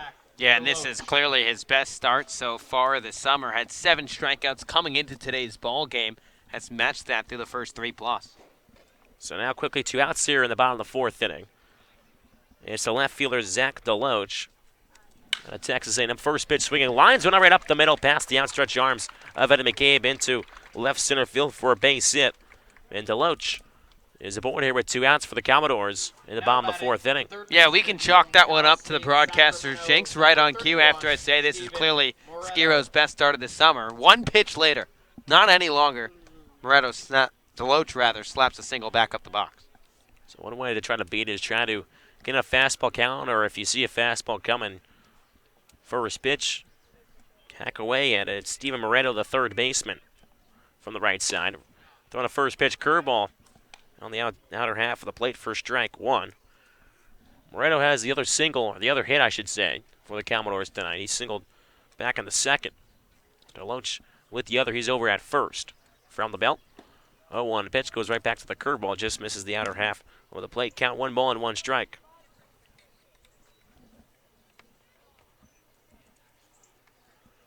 Moretto from Sacramento State. Just 5 for his first 32 as the 1-1 pitch misses the outside edge. Count head to 2 ball and 1 strike. Kellen Nicholson shouting, breathe and execute to Noah Skuro on the mound. He tries to work out of this 2-out single. 2-1 pitch. Inside corner. Jack swing does not go around to the first base umpire, Rick Emerson. Count 3-1. So Skuro trying to battle back here. On Moretto. Getting 2 outs, 1 man aboard. We're in the bottom of the 4th inning. 3-1 pitch. Pitch is clubbed up, but out of play behind the dish. Just a reminder that foul balls sent into the police parking lot must be left there. Thank you. Count 3 balls and 2 strikes. And if you heard that announcement about the police station, it's really just like Orleans, but a lot closer. It's just behind us here on the first base side. Skuro comes set to 3-2. Fouls it back to the screen once again. They'll do it again at 3-2. Now, Thomas, I understand why they're saying the message they're saying, not to go where you're not supposed to go. It's kind of trespassing, if you will. But you tell a kid, don't eat that cookie. The kid's going to eat the cookie. You tell someone to not go chase foul balls at the police station, they're going to go chase foul balls at the police station. Well, they tell you to eat your broccoli here. We'll see how that goes. Yeah, I'm not eating my broccoli. 3-2 curveball misses inside for ball 4. Amaretto's aboard now after he works a 2-out walk. Now the Eat Your Broccoli reference. There is a broccoli tent set up here from a local farm on the first base side for the kids club. Trying to promote, I guess, eating your broccoli. And so you hear the P announcer once every 2 innings or so say, don't forget to eat your broccoli after an announcement or something. There's not many vegetables I dislike. I'm a big fan of vegetables. Broccoli is one of them I really dislike. It's okay. I'll have it once in a while. I'd say carrot's probably my favorite one. Can't go wrong. First pitch has popped up behind us on the third base side from Langworthy. Count 0-1. You ready to have your dreams crushed? So I'm sorry if I'm going to crush anything about Santa Claus or the Easter Bunny, and I hope at this point, and Scotty Gaines is shooting me a look right now, but listen to this. Carrots, scientifically, do not make your eyes sharper. That's the old, I guess, wives' tale that they say. 0-1 pitch from Skuro. Just misses the inside. Cornavidia couldn't quite hang on. Count 1 ball and 1 strike on Langworthy. I'm not a man of science ever. Science is probably my least favorite subject, but I've eaten a lot of carrots, and I can be a test dummy if you will. My eyesight is terrible. I eat a lot of carrots too, and I need contacts, but not as bad, I guess. Just a little bit. 1-1 pitch to Langworthy, misses low and outside for ball 2. Count 2-1. Again, here in the bottom of the 4th inning, still a scoreless ball game from Gov Fuller Field in Falmouth. 2-minute ball with 2 outs here as Skuro tries to work out of this jam. Langworthy heading the count 2-1. Skuro comes set from the belt, looks back towards second and fires towards home. 2-1 pitch is popped up behind the press box here in Falmouth. Count 2-2 on Langworthy, the first baseman from Florida. I will also say, Eldridge Park, again, one of my favorite ballparks on the Cape, if not my favorite. Got to give a lot of props to Falmouth. Their press box is gorgeous. But he's brand new. That might be the brand tops new in the about Cape. 2 years ago, I believe. Last year was the first year that it opened up. 2-2 pitch. Langworthy reaches for it. Can't quite make contact, and he goes down swinging to end the 4th inning. As that will end the 4th inning here. No runs on 1 hit, no errors, and 2 men left on base for the Commodores. After 4, it's still a scoreless ball game from Guelph Fuller Field. Before we let you go, we're going to send it over to our sound reporter, Scotty Gaines, for some more. Scotty, over to you. You guys know my favorite restaurant to promote, right? Ho ho home run.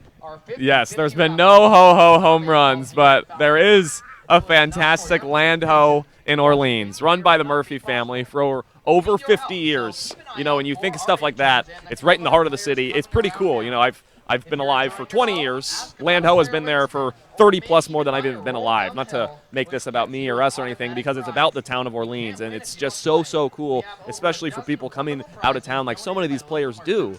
The fact that they can come from across the country, be in a place that has establishments like that. It's such a cool small town feel, but also offers great food, and it's not like they're missing anything. They've got 20 plus beers on draft, a really good wine selection. They've got burgers, chicken burgers. They're famous, I think it's their famous kale soup. It's just really good, and it's a pretty cool place to be, and just says so much about the amazing city of Orleans.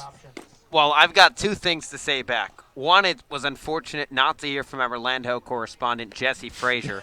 Did not make the trip to Falmouth today. Number 2, and it's kind of a little plug too. Kelly Nicholson, I chatted with him for quite some time today working on a feature about him. He says he spends quite a few nights at Land Ho, went there last night as well. It's fantastic. I don't blame him, really. So here in the top of the 5th inning, still a scoreless ball game as Ray Gill digs into the right side, really digs in that back right foot. And we have seen a couple coaches there coming out of Landau. We ate a couple late meals there. No, Alec Hendon and I saw Coach Jamie Quinn and Ryan Erickson going in. First pitch to Gill. Fouls it back behind the dish. Count 0-1. Guapo's another, I think, favorite spot, too, for a couple. Benny Craig, the old hitting coach for the Firebirds a couple of years ago. I know people say you used to see him at Guapo's after a game. Depends, you know, what each coach likes and wants to eat. 0-1 pitch. Outside corner.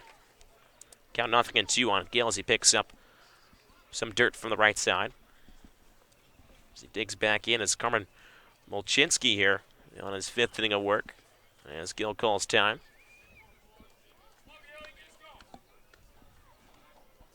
No balls and 2 strikes on the first baseman from Miami. 0-2 pitch, cut on a miss. Off-speed pitch, beautiful pitch there by Molchinski. Gets Gill reaching for the first out.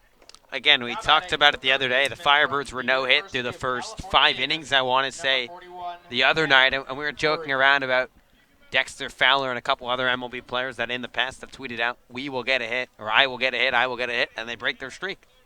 We'll have to see what goes on here. Could happen this half inning as Tanner Murray, the third baseman, shows bunt and fouls it back to the screen. Count 0-1. So that's one way to break a no-hitter, is bunt your way on, but unwritten rule as well to break up a no-hitter. Well, the unwritten rules of baseball. But gets Wachinski from the windup, the 0-1 pitch, the curveball in the dirt. Good block by the catcher. Clouch behind the dish as he slides his body over to the right. Count 1 ball and 1 strike on Murray. 1-1 as he fastball inside corner misses as Murray turns his back. Almost comes in and hits him. 1 out here in the top of the 5th inning. Still scoreless ball game from Falmouth. As Murray tries to get aboard here. Trying to get things going for the Birds. 2-1 pitch to Murray. Beautiful breaking ball at the knees. Count 2 balls and 2 strikes. Murray so far this year just hitting a .176, but broke through a couple games back. As the 2-2 pitch in on the hands, he sends it over by the bleachers on the first base side. Stays in Guelph Fuller Field, but count remains 2 balls and 2 strikes. Against Katuitt. a couple nights back, 2 for 5 with an RBI and 2 runs. Pair of singles. And it to his name. He steps out, takes a deep breath. Wojcinski will call for a new ball as he tosses it in towards the Falmouth dugout on the first base side. Again, 2 balls and 2 strikes. Here's Wojcinski. Raises his arms from the windup. Kicks and fires. 2-2 pitch. Just missing the inside black. Murray, a good take there. Here's the catcher Clouch trying to frame it. So 3-2 is the count on the third baseman. Waves his bat towards Wojcinski. From the windup. 3-2 pitch. Cut on and missed. As off-speed pitch out of the zone. Murray goes down to 1-8. Wojcinski really has his stuff working in this ball game. He now has 7 punch-outs on the evening. He struck out 4 in a row, too. This kid is dialed in, hasn't allowed a hit. Just the one blemish was that full count walk to Zach Britton an inning ago. And this is similar to what the Firebirds have seen the last few days. So McCabe trying to get the first hit for the Firebirds. Rolls it over towards the left side of the infield. Kendall fields to the shortstop, throws across the diamond. Just speeding. The throw to McCabe on time. And that is how the 5th inning will end. A 1-2-3 inning worked by Wojcinski with a pair of strikeouts, and that will end the 4 consecutive strikeout streak. That was dating back to the 4th inning. Again, Firebirds go down in order 1-2-3. It's still a scoreless ball game after 4.5. As we'll take a look at the standings and some of the league leaders in the East. Again, the Firebirds lead the YD Red Sox by 1 point. 9-4-2 record with YD just right behind them. 9-5-1. Chatham at 8-6-1 in third. And Brewster tied with them with 8-7-1 record. 1 more game played than the Anglers. But obviously that will be even up at tonight as Brewster has the day off, and Chatham playing tonight at 7. They're probably just underway over at Veterans Field. And Harwich, they have the night off. Their 7-9 record in the East. Then out west, it's Wareham leading the pack out there. 9-6-1 record, of course. The Firebirds this year 2-0-1 against the Gatemen. Their last game against them will be in Wareham on Friday, July 5th. And to try to close things up, maybe go 3-1 on the season against the Gatemen. That would be big. Go against the first place team in the West. And then the Cavaliers in second, 7-7-2. Commodores 5-6-1 again. Only 12 games played for the Commodores. A couple rainouts for them. It really affected their playing. And Bourne over at 4th place, 5-9. They're tied with Falmouth, but again, a lot more games played for the Braves. And then the Harbor Hawks rounding out the bottom in the West, 3-11-1, but picked up a big one yesterday in Bourne. They won 3-0. Thomas, I think you remember what I said on the air, and I stand by it. Everyone has counted them out, and I'm believing in it. The Hyannis Harbor Hawks will make the playoffs. I'm telling you, it's going to happen. You heard it here first. The Hyannis Harbor Hawks will make the playoffs. Because if you're wrong, then there's no problem. But no, if you're right, then you're going to blow it up. I will tell you that that's an easy thing I will tell you the team that won't make it either in the West. First pitch at the belt for strike one on Barron Radcliffe here in the bottom of the 5th. The Hawks are going to get hot, and the Bourne Braves will miss out on a playoff spot in the West. If not, we're going to have to get freezing cold takes out here. Retweet that tweet. As a ball from the bullpen as trickles down to the home plate area as the Commodores have a left-hander warming. Wojcinski's evening may be done as the 0-1 pitch is a swing and a miss. First strike to Radcliffe. Swings right through it. Again, here in the bottom of the 5th inning, still a scoreless ball game. There's only 2 hits so far for the Commodores. That is it. 0-2 pitch, fastball runs up and out of the zone. And Skirrell working on 4+ innings here. Good stat line for him, 8 punch-outs. 1-2 pitch at the knee, strike 3. Skirrell picks up another punch-out here, making that number 9 on the evening as he strikes out Radcliffe to start out the 5th. I'm going to say it again. I'm going to take the risk. But Noah Skirrell is having his best start of the summer. Just the command that he's shown tonight, painting both sides of the plate. He's made some very, very talented hitters look very foolish tonight. Yeah, this is a guy like, Hayden Contrell, who's on deck right now for the Commodores. Top 10 in a lot of categories. First pitch to Kevin Kendall, the shortstop from UCLA, is in there for strike 1. A lot of talented players from all over on this roster. He's done a good job to work his way through as the 0-1 pitch just misses the outside corner. Count 1 ball and 1 strike on Kendall. Again, one out here in the bottom of the 5th inning. 1-1 pitch. Kendall swings at the pitch in the dirt. Caught on a miss. Count 1 ball and 2 strikes. So Skiro now back-to-back strikeouts going back to the 4th. Trying to make it 3 in a row here. As again, he has 9 strikeouts. The 1-2. Rolled over towards the first baseman. Gill fields it on 1 hop. Shows the stop sign to Skiro. He steps on the bag himself. 2 up, 2 down so far in the 5th. Yeah, and this begs the question because Skiro has looked that sharp, and Kelly Nicholson, and for a good reason, doesn't run his starters too deep here in the Cape. He's 1 out away from going 5 innings of just 1-run baseball, and I wouldn't be surprised if Skiro's day would end after 5, similar way we may see for Carmen Molchinski on the bump. A right-hander in the Orleans bullpen, again the left-hander in the Commodores bullpen. First pitch to Cantrell misses down in the zone for ball 1. And that pitch count for Skiro as well is at 82 pitches right now. Yeah, you would think that this would be his last inning. 5 innings, still a solid start on the Cape, and so far through Skiro's 3 starts, they've all been low-scoring games. Or his 2 starts, this is his 3rd. As the 1-0 pitch misses for ball 2, count 2-0. He's only given up 1 run so far this summer, and the strikeout numbers have been there. Again, just had 7 Ks entering today, and now showing the Ks in bunches this evening. 2-0 pitch from Skiro misses low and in on Cantrell. Count runs 3-0. It's almost like with Syndergaard from last year, just whatever reason his start comes around, just the bats just can't quite get around as well. Then again, they've run into a pitcher tonight like Molchinski, who's just on fire. 3-0 pitch misses up and inside. Cantrell takes his base with 2 outs in the 5th. Yeah, there's just been a couple batters tonight that Skiro just doesn't find the strike zone for whatever reason, leaves his front side open. It's his 3rd walk of the evening, but he's really matched that. Hasn't run into too much trouble. 2 different situations, 1 in the 2nd, 1 in the 4th, where his runners in 1st and 2nd, but he got out of it. Not a problem at all. Didn't get dicey really at any point tonight. That was the biggest threat for the Commodores so far. They couldn't quite cash in. They left 2 men on base in that inning. Blake Dunn, the right fielder now, for the right-hander's batter's box. First pitch fastball, scooped up with the mitt by the catcher, David Avitia. And Kelly Nicholson was ready to come out and pay a visit to Noah Skiro, but before Skip could get there, David Avitia was already on his way out. Good leadership from Avitia just to try and calm down Skiro, get him to throw strikes. Connor Pellerin starting to warm up in the Orleans bullpen. So Connor Pellerin looks like he'll be the first man out for Kelly Nicholson. Again, that good leadership by Avitia, trying to calm down Skiro on the mound.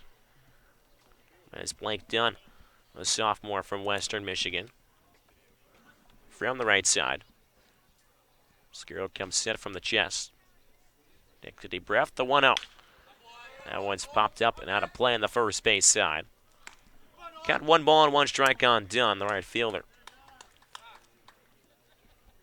Interesting about Blake Dunn, just a flat-out athlete back in high school. Was a 4-sport athlete, played football, track, basketball, and baseball. Don't see that very often. So 1-1 pitch is popped behind the press box here behind home plate. Count 1 and 2 on Dunn. Police parking lot to retrieve foul balls. Thank you.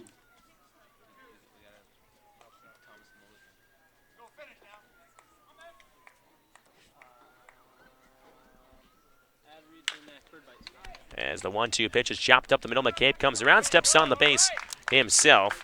And that will do it for things here in the 5th. No runs, no hits, no errors. 1 man left on base. Skiro, 5 complete. Has not allowed a run, only 2 hits, 3 walks, and 9 strikeouts. So we'll probably do it for him. But another strong start from Norris Skiro as the Firebirds try to get the bats going.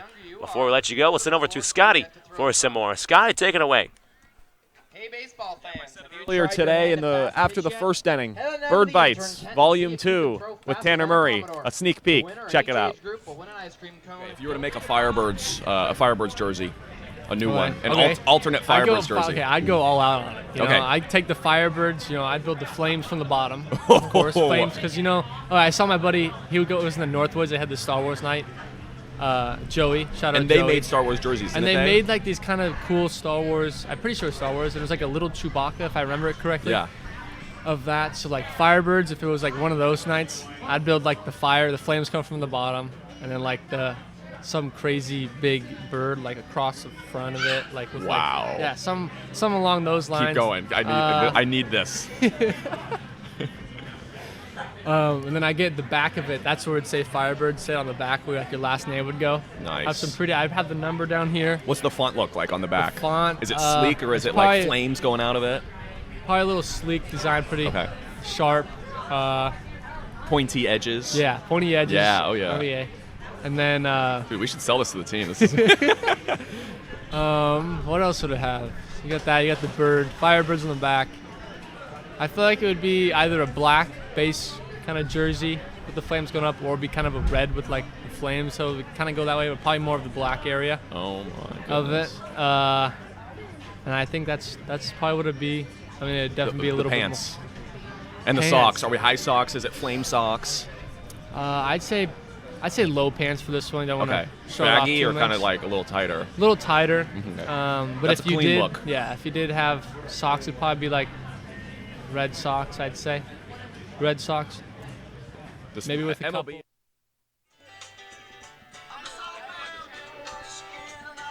Top of the 6th inning from Miguel Fuller Field. Again, that was a bird bite, so you can check it out on the Orleans Firebirds YouTube. For some more, first pitch, the catcher David Avitia misses inside for ball 1. New pitcher on the hill, Justin Wroblewski. Left-handed pitcher from Canton, Georgia, plays his college ball at Clemson. Southpaw faces the right-hander David Avitia. 1-0 pitch, inside corner for strike 1. Count 1 ball and 1 strike. Sure, the Firebirds hitters are glad to see Molchinski head out. Did not allow a hit through 5 innings. Wroblewski trying to continue that trend here. 1-1 pitch, 2-seam fastball. Just misses a bit too low and in. Vita's ahead in the count, 2-1. 7 punch outs added as well for Molchinski. There's a 2-1 pitch to Vitia. Check swing pitch up in the zone. Able to hold up. Getting here on the top of the 6th. Nobody on, nobody out for the Firebirds. Still a scoreless ball game from Gov Fuller Field. Wroblewski from the windup. 3-1 pitch. Vitia fouls it back to the screen. Count runs 3-2.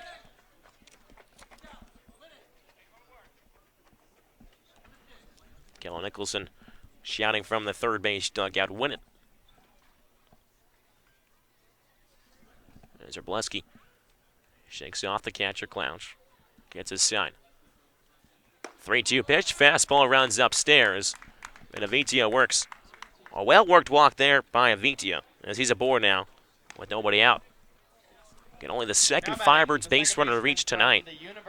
Currently have no hits, but that is his second walk issued by the Commodores pitching staff. And it's the 9-0 hitter, the second baseman, Josh Zamora. Restraps the batting gloves. Steps into the right side. Wroblewski working from the stretch this time. Looks back at Avitia at first. Zamora showing bunt here. Pulls it back. Pitch misses high for ball 1. So with the Firebirds not having a hit yet, trying to manufacture a run here. Play a little small ball. Trying to move the catcher Vitti over towards second base. Redo, the third baseman, in on the grass. As the first baseman Langworthy holds down Vitti at first. Zamora showing bunt again. 1-0 pitch. Misses above the letters. Count 2-0. So Wroblewski's so far a little shaky out of the gate. Throwing 6 balls now, just 2 strikes. Again, his third appearance on Cape Cod is now pitching coach for the Commodores will come out. Have a chat with Wroblewski. As a right-hander will start to warm up. Head on down to the intern tent to collect your prize. For the Commodores, another right-hander will join him down there, looks like. Is Lonnie Adam, who goes by LB or Laundry Basket. Head on down to the intern tent. Again, Molchinski pitched 5 strong for the Commodores. And now allow a hit, a run, just 1 walk and 7 punch-outs. Wroblewski walks Avitia. He's aboard at first, and with Zamora trying to move him over, to second base. 2 more balls thrown here. And as the Firebirds trying to open this game up here. Draw first blood. So far in the 6th inning, no team is able to manufacture a run. Firebirds trying to do so here. Count 2 balls and no strikes on Zamora. Obleski comes set once again. 2-0 pitch to Zamora. He shows bunt. Zamora bunts it up the first base line. Stays fair as Langworthy scoops it up, throws over to second base. Gets past the shortstop, Kendall, into center field. Avidia will cruise into third base. He holds up right there as the first baseman, Langworthy, trying to get the lead runner and throws it into center field. So Zamora did his job by getting the bunt down. Left it maybe a little short of that first base line to get it to Langworthy. And again, Langworthy not a natural first baseman by any stretch of the imagination. He's really an outfielder and trying to adjust to first base, and a chance for the Firebirds to strike first. So fielder's choice with an error is how it's ruled. First pitch, fastball misses low and outside to Zach Kokoska, and this is a perfect spot for the Firebirds. Runners on the corners and nobody out. And the top of the order rolls back around as well. So we can see the Firebirds take a lead here and not have a hit. If Kokoska can get something elevated. 1-0 pitch at the belt for strike one. Count 1-1 on Kokoska. So VT over at third base. And Zamora over at first. After reach down a fielder's choice in an error. Robleski looks back at Zamora for a long time. 1-1 pitch. Off speed, cut on and missed by Kokoska as they reach for it. Count 1-2. So again, nobody out. Runners on the corners for the Firebirds. Still scoreless ball game here on the top of the 6th from Gov Fuller Field.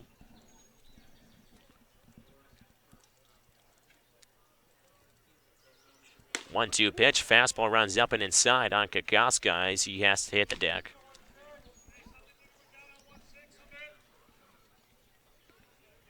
Count evens up at 2 balls and 2 strikes on Kokoska. Playing center field tonight for the Firebirds. You should see Zach Daniels or Jordan Lala. And it's a 2-2 pitch. Gets away from the catcher. Klotch, and Davidia will come in standing up towards home plate. And the Firebirds have taken a lead here in Falmouth. They lead 1-0. Who needs a base hit? Why get hits when you can just score? The Firebirds manufacturing runs. You had the leadoff walk by Avidia, and the catcher, yes, the catcher races around the bases after chugging to second, advanced to third on the errant throw, and now scores on the wild pitch. So a little bit of everything here at Gov Fuller Field as Robleski has come out a little shaky here for the Commodores. Zamora over at second base now, still nobody out. 3-2 pitch to Kokoska, reaches for one and just fouls it out of play on the third base side. Count range 3 balls and 2 strikes. Again, Firebirds lead now 1-0 after the wild pitch. Zamora over at second base. Nobody out here at the top of the 6th. Count 3 balls and 2 strikes on Kokoska.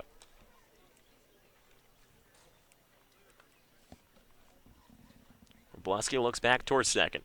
3-2 pitch, ball 4. Kokoska takes a fastball up and out of the zone. And the Firebirds have something going here in the 6th. Number 6, Zach. 2 men on with nobody out. And Zach Brin, the right fielder from Louisville, will take some hacks from the left side. Again, he was the first base runner and only base runner for a while to reach base. He reached on a walk in the 4th, then stole a base. He was straight over at second base back in that 4th inning. As he now tries to drive and a run for the Firebirds. He shows bunt. Takes a first pitch fastball up and in for ball 1. Third baseman Reto is going to stay home on the bunt. Langworthy, the first baseman, is going to charge in. As he's in on the grass.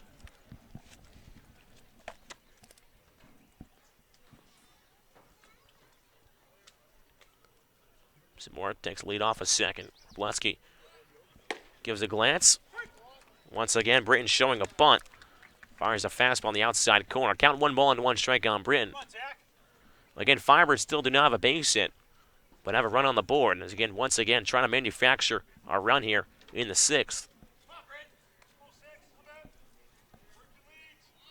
1-1, Britton squares, gets it down the third base side. Pitcher Robleski comes out. Fields it, turns and fires towards first.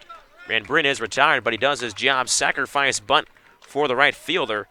moves the runners over with just one out. Runners on second and third here in the 6th. Goes down 1-4 on your scorecard for those keeping score at home, but a good job by Zach Britton, who's probably not asked to bunt all that much at Louisville, but gets it down. A gorgeous bunt up the third base side and a chance for the Firebirds to add to this lead. So now runners on second and third with just one out. Zamora over at third base, Kokoska at second. As Jeff Trunnier looks like will come out to the hill and make a pitching change. So we'll step aside here with just one out in the 6th inning. Runners on second and third. Firebirds lead 1-0. We'll be right back. Listen to Firebirds Baseball on the Birds Broadcast Network.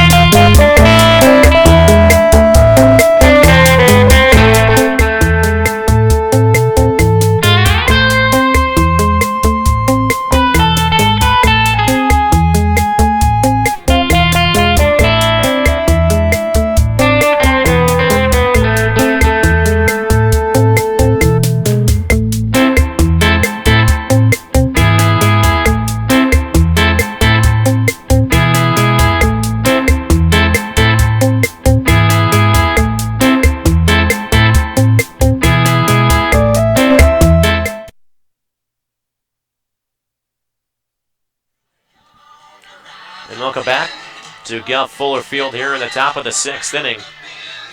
As the Firebirds lead the Commodores 1-0 without getting a base hit yet. Yeah, hits are overrated, Thomas, and the Firebirds have showed that today, and obviously being sarcastic, but you got to give Orleans a lot of credit. They've drawn some walks, they've been patient at the plate, and they've capitalized on Commodore mistakes. Obviously, walks are really an Achilles heel, but there was an error, and the Firebirds ran the base as well. They scored on a wild pitch, and they're getting good secondary leads. That's one of those things that goes under the rug. So Logan, the right-hander pitcher, called the ball by Jeff Trundy. Valassa down there in the bullpen. He's pitched 6 1/3 innings so far, 9 punch-outs. Hitters just hitting .095 against him, under 100. So Max Trundy, a left fielder, will dig in from the right side. 2-minute scoring position for the runners on second and third. With just one out, first pitch curveball gets away from the catcher. Clouching, coming in and standing up is Josh Zamora. So another run comes across here on a wild pitch. And the Firebirds now lead 2-0 here in the 6th. And it's just unraveled here for the Commodores in this half inning. After Molchinski pitched 5 scoreless innings without allowing a hit, struck out 7. Robleski and Hoffman so far out of the pen have not been able to do the same as Molchinski did for 5 strong. So now over at third base, it's Zach Kokoska. Again, Firebirds lead 2-0 here in the top of the 6th. 1-0 pitch to Tirani, a big swing and a miss for strike one. Tirani wanted that fastball from Hoffman. Tirani, 7 runs driven in for the Firebirds so far this year.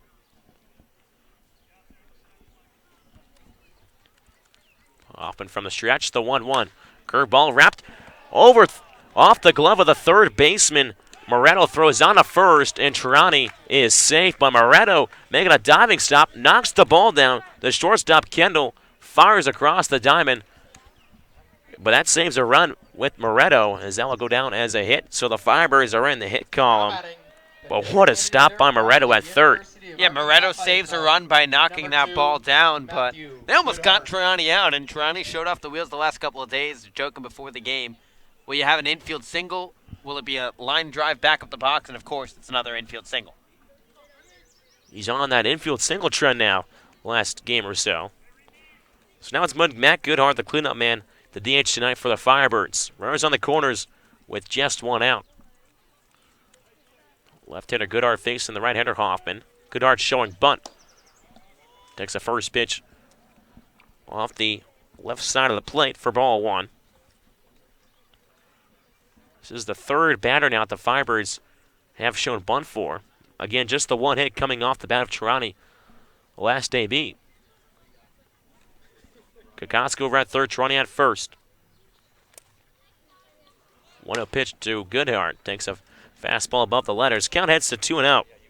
We saw Orleans do this last night with a runner on third base. It was Jordan Lala. Not only did he plate the run, he reached base with a single. And I'm not even sure Goodhart's necessarily trying to bunt in this situation. Just wait till he gets a strike from the hurler on the mound. Yeah, Hoffman so far only the 2 strikes. Kicks from the belt, 2-0. Fastball runs low and outside. Count heads to 3-0. So the bullpen hasn't been spectacular for the Commodores in this half inning. Farmers lead 2-0 here in the top of the 6th. Runners on the corners with just one out. 3-0 the count on Goodhart.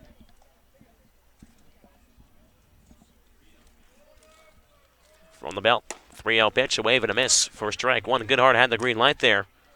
Just couldn't connect. Steps out from the left side. Takes a practice swing, looks over towards Jimmy Quinn at the third base side. Get Hoppin trying to work out of this jam here.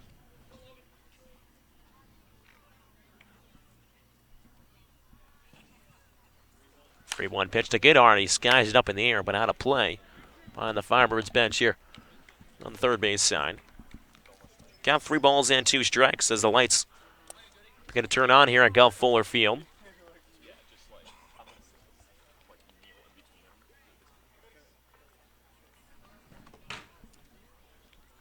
Hoffman comes set at the belt, looks over at third towards Kokoska. 3-2 pitch. Misses high and outside as Tirani was running towards second base, but it doesn't matter because it's ball 4 on Goodhart. So the Firebirds have worked their third walk in this inning, their 4th in the ball game. As the bases are now loaded, with still one out here in the 6th, the Firebirds would have 2 runs across, they lead 2-0 with just one hit in the ball game. It's now Ray Gale, the first baseman, has some pop in that bat from the right side. As Hoffman worked from the windup.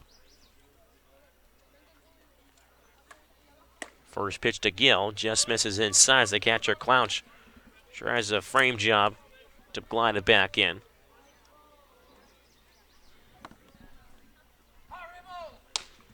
So Ray just trying to elevate something here. Hoffman a long pause on the mound, gets his side. Hicks and deals. 1-0 curveball. At the knees on the outside corner for strike one.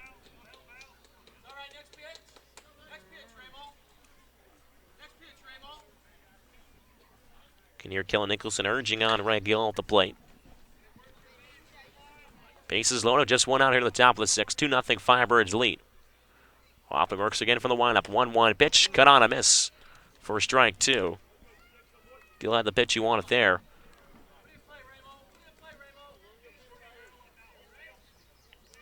As we'll have to protect with 2 strikes on him. 1 ball, 2 strikes to count on Gill. Bases loaded here again for the Firebirds. Can really open this game up here with a base hit. 1-2 curveball in the dirt. Good block by the catcher Clouch. As he, it's like a cat back there, absorbs all the contact from the curveball in the dirt.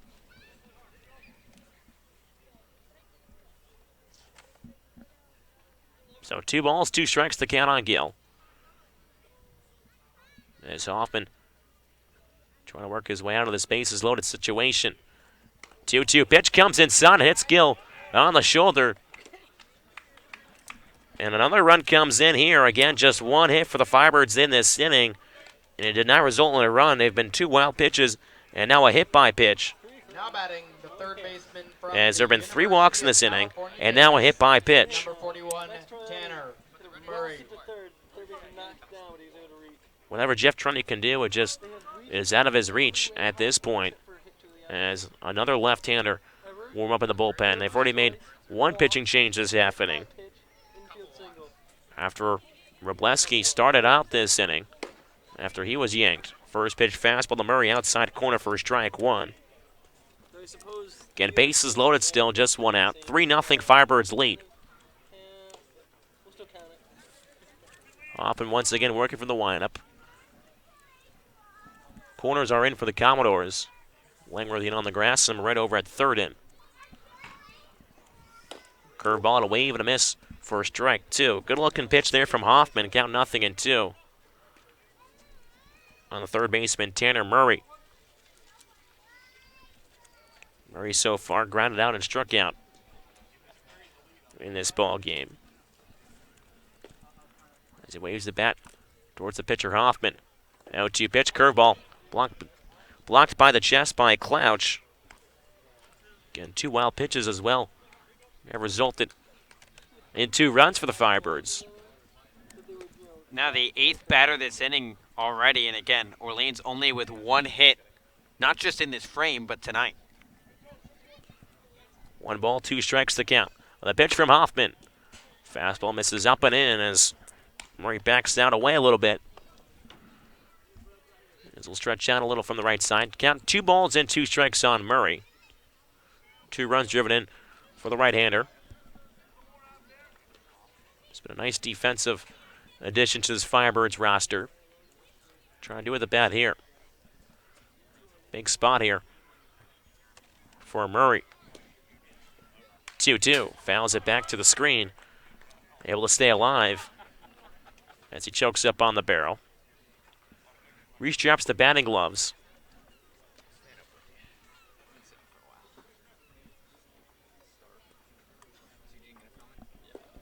And McCabe on deck, the shortstop from Georgetown. If he can come up in this half inning, the Firebirds will bat it through the lineup.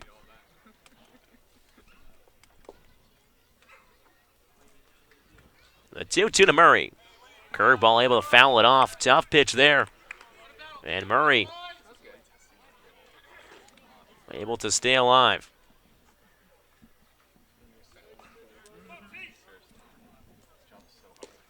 Open umpire need some balls soon as he signals over to the Falmouth ball boys.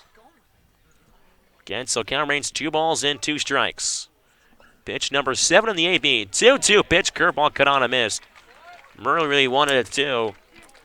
As he goes down swinging. Here at the top of the 6th, there's 2 outs still. Danger looming though with the bases loaded. Firebirds lead 3-0 over the Commodores. And it's Eddie McCabe, the shortstop for the Firebirds. And a chance for Orleans to break this ball game open if McCabe can deliver a hit the way that the Firebirds have pitched today. Should probably put this game out of reach. At 3 RBIs against Katuitt. As another pitch gets away from the bullpen down there on the right field side. Good bullpen just like at Wrigley and in Tampa Bay. They're on the field. First pitch to McCabe, over the top curveball at the belt for strike 1. I want to say most college ballparks to this point, still the bullpens, at least one of them, usually the visiting bullpen, is on the field. Orleans lucky that both bullpens are out of play. As the 0-1 pitch, McCabe sends a drive towards right field.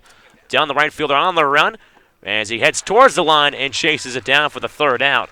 As McCabe put a good swing on that one, but the Firebirds strike for 3 runs on just 1 hit, 1 error, but they leave 3 men on base.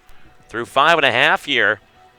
And Scotty, I can smell some good food. What are we cooking with here? All right, this is the fried dough that Falmouth presents. We're all going to try it. I can't eat all this by myself, so guys, rip off a piece. We're trying it all together. I had the donut burger by myself. It was terrible. So if this is terrible, at least we can do it together. Alec, what a terrible tear. One bite. That was really bad. Yeah, 1 bite for everybody. 1 bite, everybody. Come on, we only have so much time. We get some bigger tears. Somebody tear one off for me, please. Fine. Give me a big piece. You I'm want starving. big Yeah, give me a big piece. Is that good? Yeah, that's fantastic. You want me to feed it to you No, too? yeah, all right. 3, 2, 1. Oh, oi. Whoa. What do you think? I like that. Out of 10. Out of 10. I love fried dough, so I mean, it works for me, you know? I'll give it a 7. Here we go. Bryce, grab a piece, my man. I give that like a 7.8. We love sugar. 6.9 without a doubt. Nice. Very nice. Come on, Bryce. Oh, come on, Bryce. Hold on. I'll give it a 6.5. I've had some. Eugene, try it out, man. Try it. Yeah. What are we thinking? Number 18, Connor Pellerin. 7. 7. He goes a 7. It's good. It passes. C's get degrees, guys. It's time for baseball. They're about to talk about it. We're about to eat this. Did you really just throw C's get degrees a shout out in this game? That's evidently an Arizona State thing, according to Alec Hendon. Well, also as well, only one hit can get you 3 runs. So that's very true.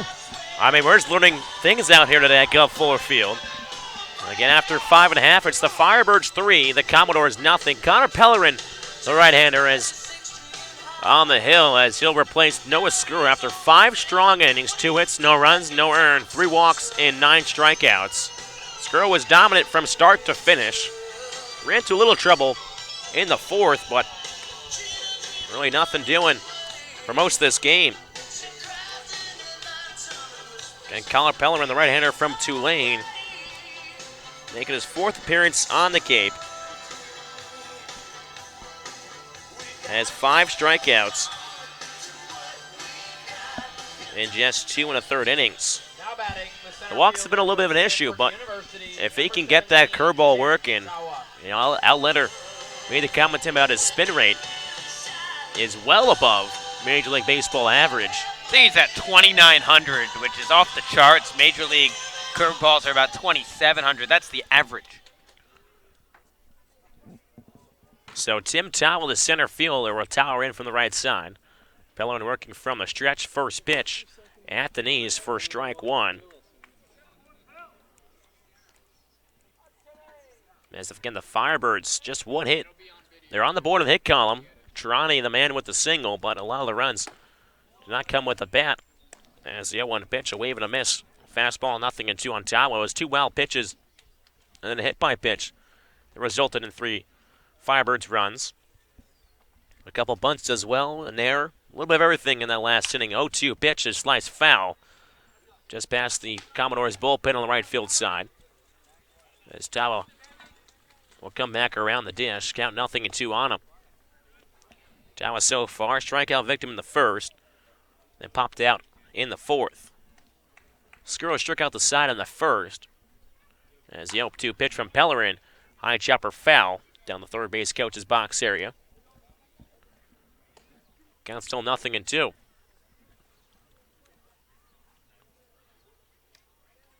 Firebirds trying to continue their trend here. I've won 3 in a row, trying to make it 4 here in Falmouth. 0-2 pitch, cut on a miss. Strike 3 as Pellerin gets Towell swinging for the 2nd time today, and Pellerin picks up his first out here in the 6th. This Orleans pitching staff has been so special through the early parts of the summer. It doesn't matter whether the last name is Zinzarella, White, Pellerin, Skiro, whoever it is out there. They have found ways to throw strikes, and they've gotten hitters out with ease. We'll have to tell Killer Nicholson that Josh White and Thomas Zinzarella are available to pitch if need to be. I think he'll keep him in the bullpen. We'll play Mafia on the bullpen out there. His first pitch to Troy Clouch, the catcher, misses outside for ball 1. Of course, that was our slot reporter, Scotty Gange, who found out about what do guys do out in the bullpen. Play a game called Mafia, 1-0 pitch, big swing and a miss from the catcher for strike 1. Count 1-1.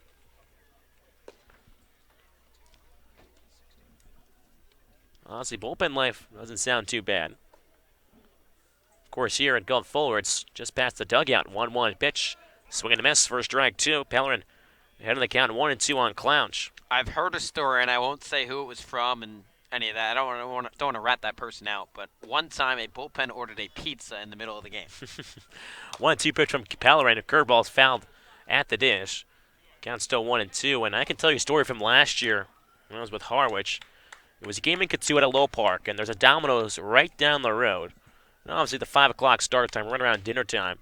A couple of the bullpen guys, some of the guys that were playing that day, ordered a pizza delivered to Low Park. I don't say Domino's. I don't know why they would order Domino's. Maybe just quick as the 1-2 curveball in the dirt. And Clouch goes swinging. back-to-back punch-outs, and Pellerin has that curveball working here in the 6th. Number 9, Zach. Again, he's a guy that has 5 punch-outs coming in 2 1/3 innings, making out 7 in 3 innings. Making his first appearance since June 23rd. The doubleheader against Wareham pitched 2/3 of the inning, gave up 1 hit, 2 walks, and 2 strikeouts. And it's with 2 down here in the 6th, 3-0 Firebirds lead. Zach DeLoach, the left fielder from the left side. First pitch he sees, fastball misses down the zone for ball 1. Now players ordering pizza to the field. Scotty Gange can give us some fried dough here as we taste tested that last half inning. 1-0 pitch, fastball. Runs just a bit far too inside on DeLoach. Count 2 and out. DeLoach so far has reached base twice. Walked in the 2nd inning and singled in the 4th. Straight on second base both times. 2-0 pitch, high chopper on the right side. Gets over the glove of Gill into right field for a base hit. Wicked hop over in the hole on the first base side. As that'll go down as a hit for DeLoach. That's the 3rd hit for the Commodores today. DeLoach has 2 of them. Yeah, and that one you mentioned, just a wicked hop over Gill's glove. He did everything he was supposed to, got in front of the ball, tried to just knock it down, but just hopped over the man. It'll go down as a single for DeLoach. So 2 outs here in the 6th, inning, 3-0 Firebirds lead. DeLoach now leading off at first base. Pellerin will have to get through Steven Moretto, the 3rd baseman. First pitch Moretto sees, hits off the glove of Vitia and skips to the backstop. So DeLoach now in scoring position, just like he has been every AB. He was stranded out second in the 2nd and the 4th. He's on second right now with 2 outs.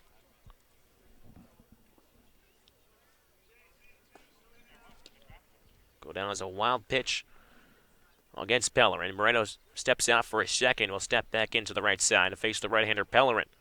Gets his side and comes set. 1-0 pitch. Healthy swing there from Moreno. Cut on a miss for strike 1. Count 1-1 on Moreno.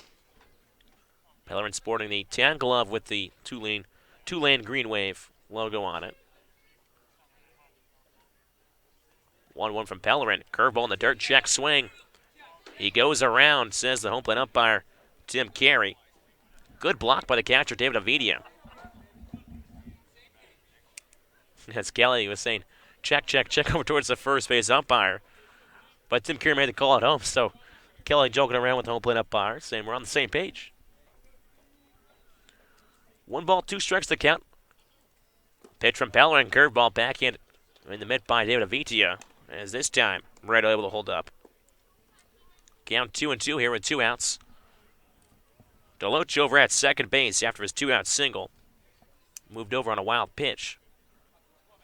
Pellerin trying to strike out the side here, work around the 2-out single.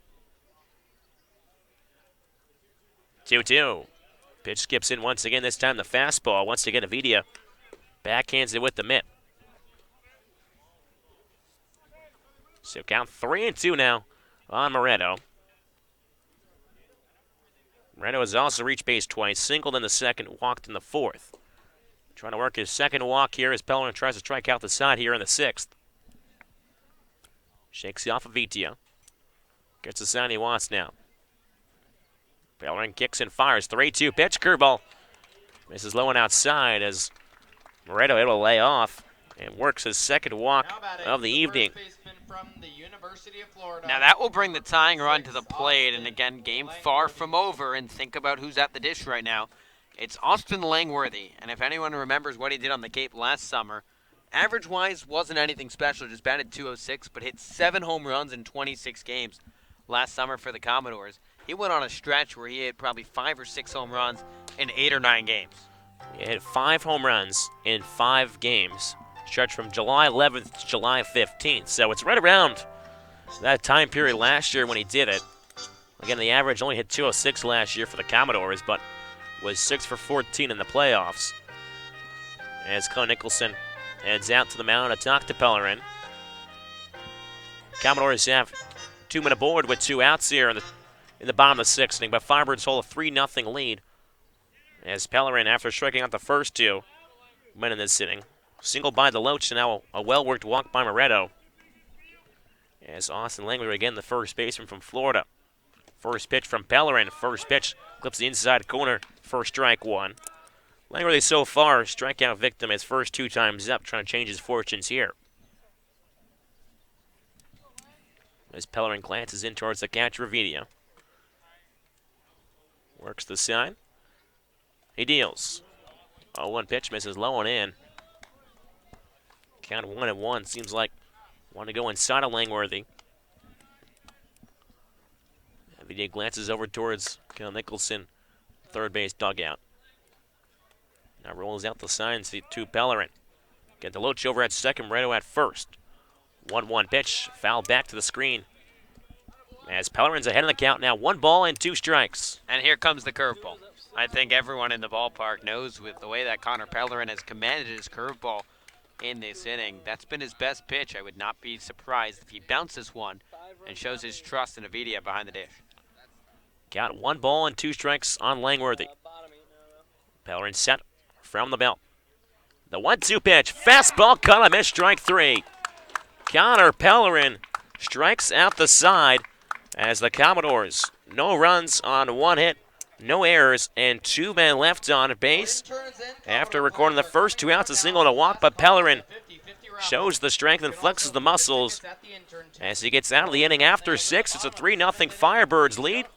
As we'll take a look around the league here on Cape Cod, as the Harbor Hawks have come all the way back in Katuitt, have tied it up at 8 in the bottom of the 8th from Lowell Park. Don't sleep on the Hyannis Harbor Hawks. I'm telling you, man. I think the last time I checked, I'll have to check the game live on this, but I think the Harbor Hawks were down by at least 4 or 5 runs the last time we checked that game.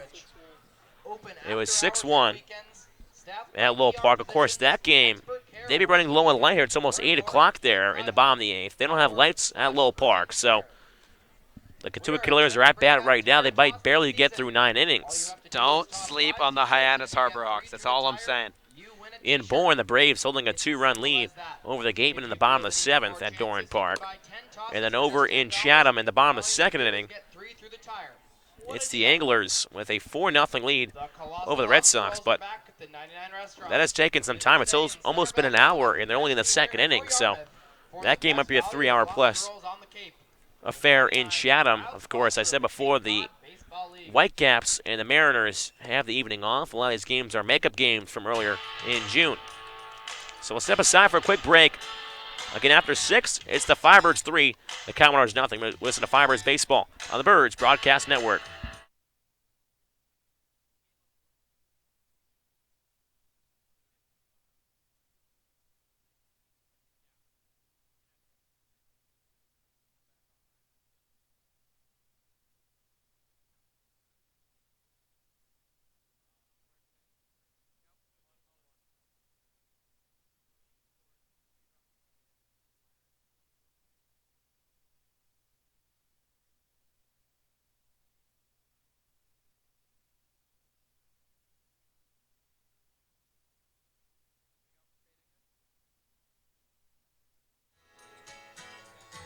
Orleans 3, Falmouth nothing as we head to the top of the 7th at Gulf Fuller Field. Another pitching change for Jeff Trundy and his squad.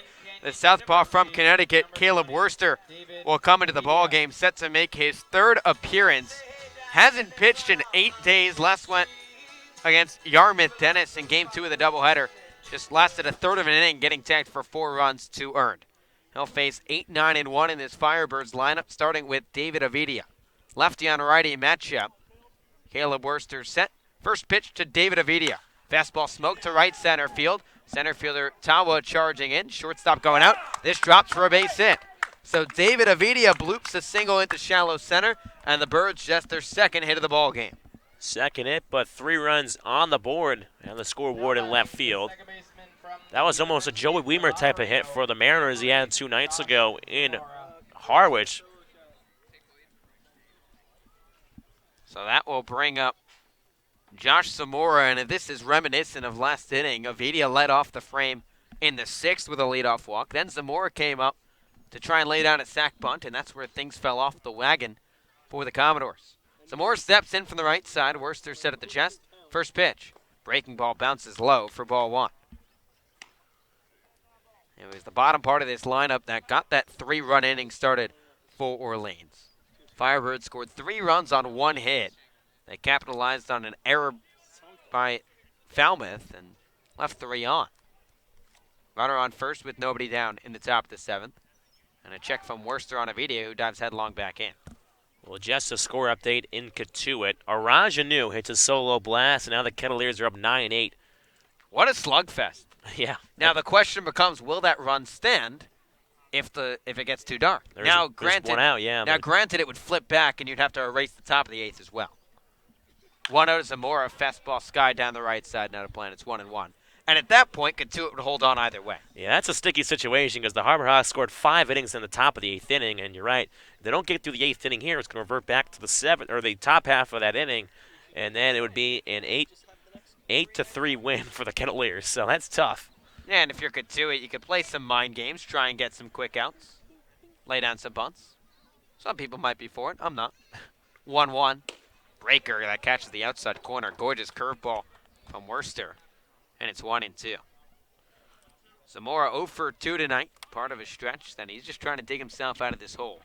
He's just 2 for his last 24 after getting off to a hot start, including a pair of home runs. A video on at first and a 3-0 ball game in favor of the Firebirds. Worcester's 1-2. Breaking ball clubbed to the left side on the ground. The shortstop Kendall comes in. Underhand flip to second in time to nab the lead runner on the fielder's choice. The only play there from the shortstop Canada was towards second base. Slow roller up the middle. We were unable to turn 2 up the middle. So Zamora able to reach over at first base.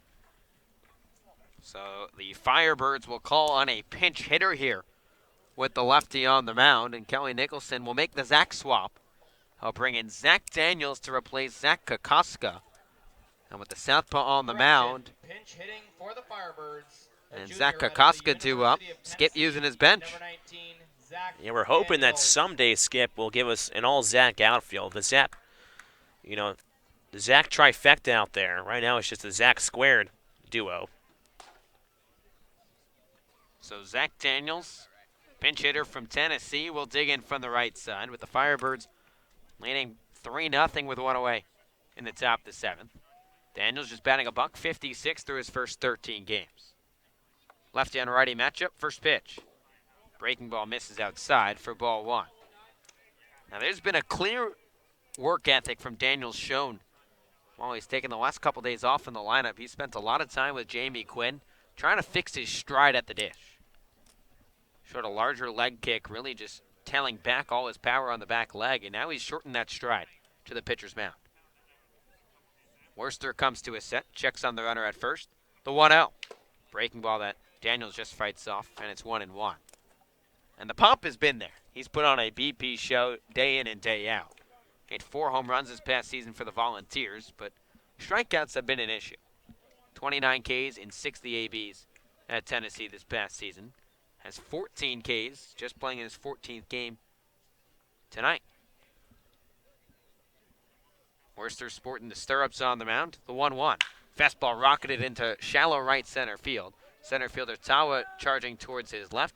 He's got plenty of room, makes the catch for the second out of the inning. You can tell, though, that Zach Daniels is really starting to connect the barrel to the ball. Every single game he comes up, obviously a pinch hitter here in this game. Sometimes it's tough to come off the bench and perform, but got a good swing on it, worked the count a little bit, got a pitch he liked, and able to put it out in the play. Obviously just a fly out, but last couple games or so, he's starting to hit some line drives just right at guys. Again, as some players will say, they're not falling yet. So now Zach Britton, as we'll try and complete the Zach trifecta tonight. Steps in from the left side. Worcester's first pitch. Breaking ball paints the inside corner, 0-1.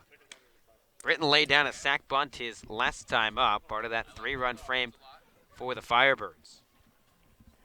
He's 0 for 1 tonight. Grounded out back in the first, drew a walk in the fourth as well. Lefty on lefty matchup with Zamora on first base. Worcester rocking back and forth, now comes to a set. 0-1. Breaking ball launched into right center field. Tawa on the run. The center fielder lays out. He didn't make the catch. This ball's in front of him. Zamora gets the red light around from third, able to backtrack, but Zach Britton stands on second base with a 2-out double. Well, Tawa almost making an SC top 10 type S play out there in the outfield on right center, but just could not quite hang on as he hit the ground. It results in extra bases for Zach Britton. Josh Zamora slipping over at third base, but Cantrell eats it up, does not throw over towards third base to throw the ball around the diamond. Here come the Firebirds once again, trying to buy a couple more insurance runs here, even though there's 2 outs. And look who's coming up. It's Max Troiani, left fielder from Bentley, who's 1 for 3 today, had the Firebirds' first hit an inning ago. He's off to a scorching start. He's got 18 hits now in his 13th game. Lefty on righty matchup with 2 runners in scoring position and 2 away. First pitch, breaking ball right down the chute for strike 1. Britton's aboard at second, Zamora 90 feet away. Firebirds 3, Commodores nothing, with 2 outs in the top of the 7th. Troiani 7 RBIs so far this summer for Orleans, potentially 8 and 9 waiting in scoring position. Worcester set at the chest, 0-1. Breaking ball hit right back up the middle, and Worcester snacks it down. Troiani ripped one back up the box like he's done so many times this summer, but Worcester, look what I found, and the inning is over. Orleans threatens once again here in the 7th. The Firebirds score no runs on 2 hits, no errors, and they leave 2 runners left on base. We've reached stretch time here at Gulf Fuller Field. Firebirds 3, Commodores nothing. Listen to Firebirds Baseball on the Birds Broadcast Network.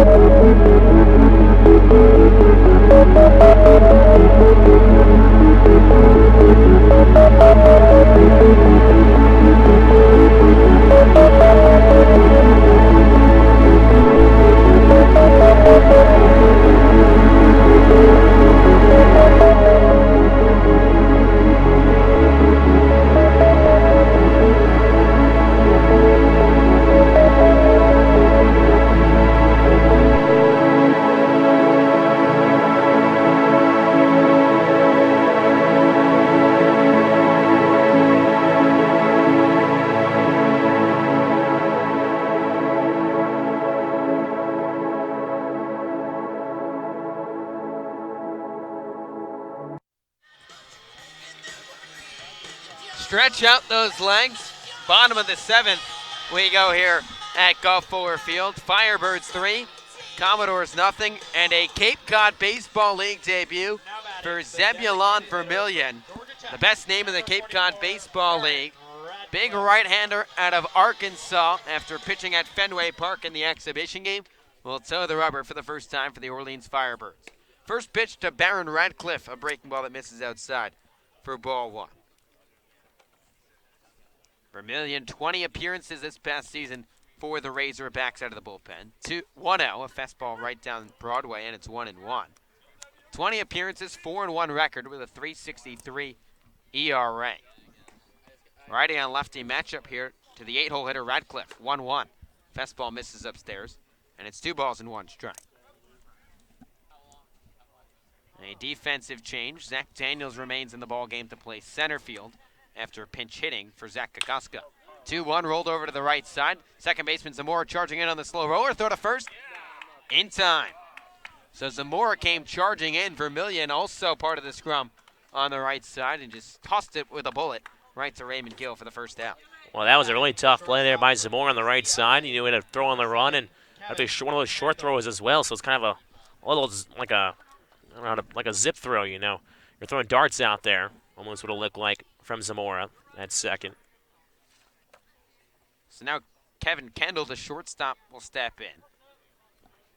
Firebirds 3, Commodores nothing here with one away in the bottom of the 7th. First pitch, fastball misses up and away for ball 1.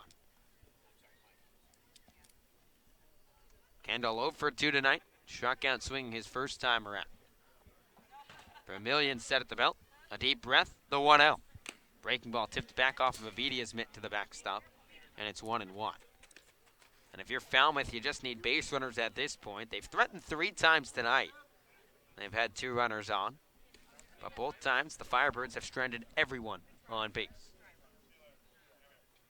Just 3 hits allowed by the Firebirds pitching staff. 1-1, fisted back to the screen, and it's 1-2.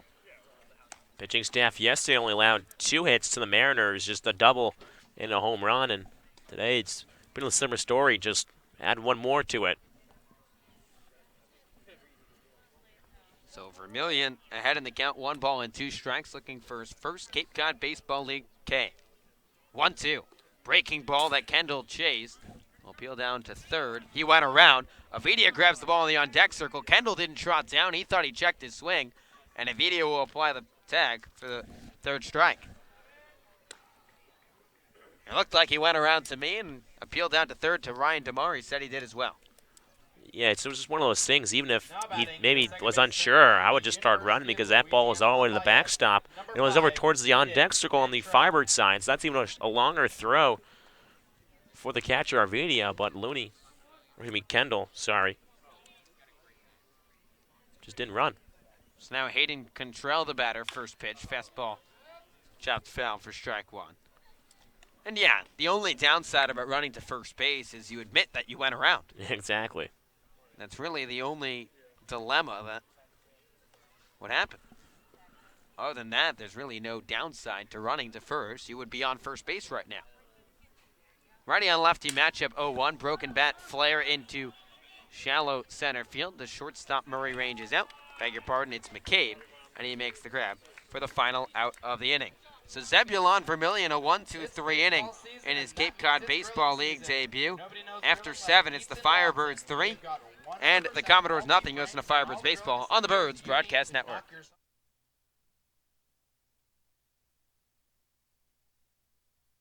Count. The pitch, not running. Fastball hit hard up the middle, gloved by the shortstop McCabe. Underhand flip to Soretti. On to first, a 6-4-3 inning-ending double play. And hit it to the first base. Breaking ball hit hard and deep to left. And Tico chases it gone.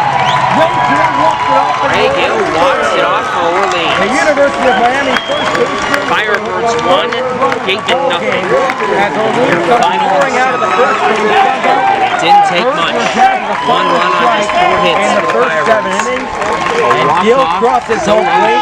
He is miles by all the water and the sunflower trees in the ballpark as the Birds win.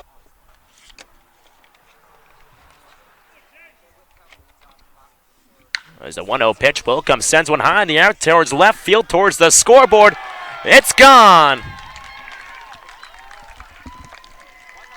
And the Firebirds are back on the board here in Game 2.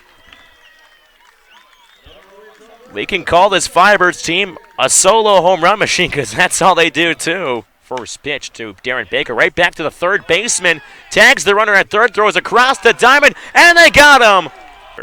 First pitch he sees, hits with a flare out towards center field, and it's right in at the center fielder. Daniels running off towards third base was Rudick.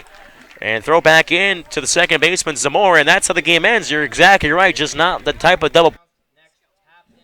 Orleans 3, Falmouth nothing as we head to the top of the 8th at Gulf Ford Field. Caleb Worcester, the southpaw from Connecticut, heads back out for his second inning of work. Set to face 4, 5, and 6 for the Firebirds, starting with Matt Goodhart. Goodhart steps in for the left side. Worcester set at the chest. First pitch from the southpaw. Breaking ball runs inside for ball 1. Goodhart 0 for 2 tonight. Struck out swinging in the 4th. Reached with a walk back in the 6th. That was part of that 3-run frame for the Firebirds. Orleans just had one hit in that inning. 1-0. Breaking ball nips the inside corner, and it's 1-1. But in that sixth, the Firebirds really capitalized on an error and 3 wild pitches from the Falmouth Commodores. Drew a pair of walks as well. 1-1. Fastball nips the outside corner, and it's 1-2. And a hit by pitch as well. So Firebirds really, they're not doing the bats with the hit-wise, but they're having good ABs up there. Goodhart, 4 for his first 12 on the Cape in the Orleans Red. The 1-2 coming. Breaking ball cut on and missed, strike 3. Sharp curve from Worcester, not connected on by Goodhart, and there's one away. A good off-speed pitch there by Worcester. It's tough for a lefty when you get down on a count against the left-hander because he's going to throw that wicked slider or curve. Going to start right at you, and you can swing easily right through it, just as Goodhart did. Just Worcester outmatched him there. So that will bring up Raymond Gill, the first baseman from Miami.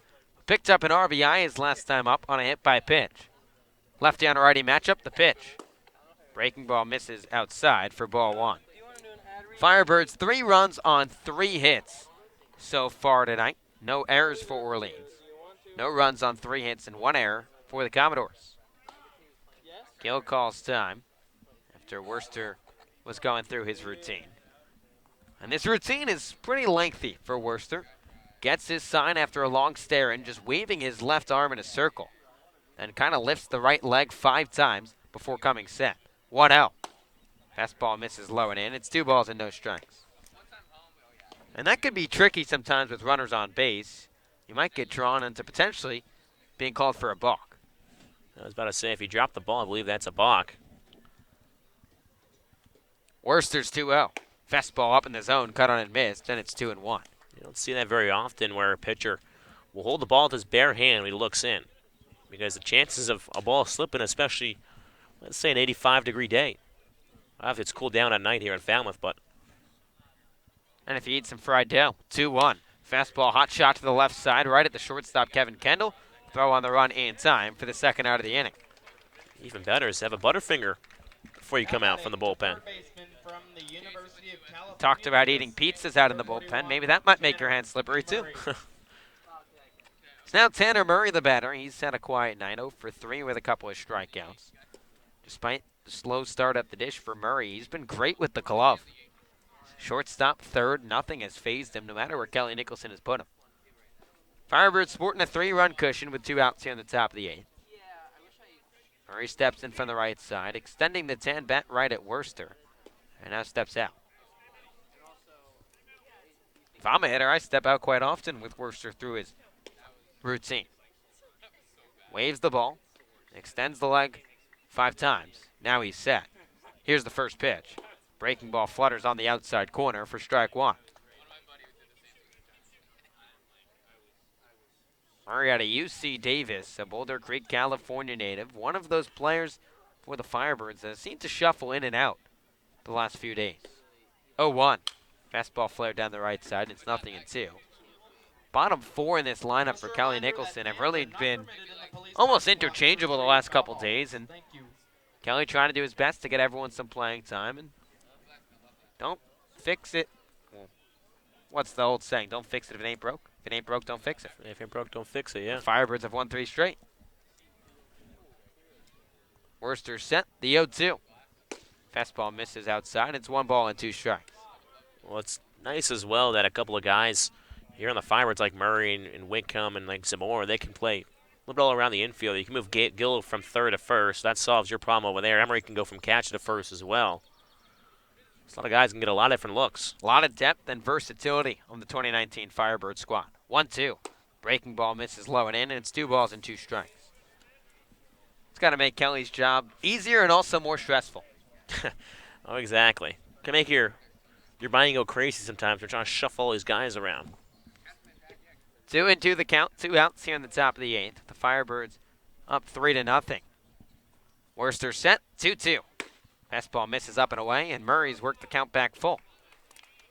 Eddie McCabe, the shortstop, waits on deck. He's 0 for 3, but his last time up almost had a bases-clearing double down the right field line. It's a great play by Blake Dunn on the run, showcasing his athleticism. Now for the second time today, a ball from the Falmouth bullpen trickling into play. Ryan Erickson, the Firebirds first base coach, tosses it back. Showing off the arm down there, Ryan. He overthrew the bullpen catcher. Should flex the muscles after. Still Reach the pitcher down there, though, yeah, and roll to him. He's going to the beach, going to the gym too often and working on the field. Yeah, we're on the forearms. The arms too much. Let's go to leg day. Payoff pitch. Fastball cut on a miss, strike 3. Murray chased high heat, and he goes down swinging for the final out of the 8th. Well, to the home half. Firebirds 3, Commodores nothing. You're listening to Firebirds Baseball on the Birds Broadcast Network.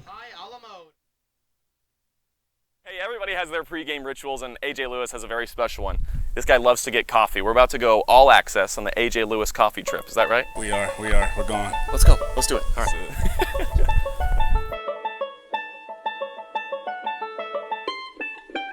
Okay, perfect world scenario. You walk in and you say, I'll get the AJ Lewis. I don't know about all that. You have coffee before every game. Where did that start for you? It's just something that I start during school, honestly. Every morning I get up, I like to drink coffee. They call me an old man. Just got into a routine of it. It's not even that I need the caffeine. I just like being a routine-oriented person, and that's just one thing that I've always done. What's the place to go to here?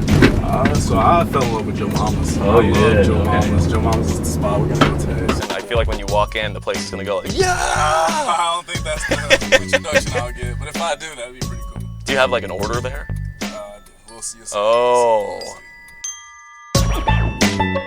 Smile. We talk every day. Lillian. Oh, yeah, I bet you know her well. Hopefully she's there today. Did we pass it? Did we? It's back there. Yeah, definitely passed it. There we go, baby.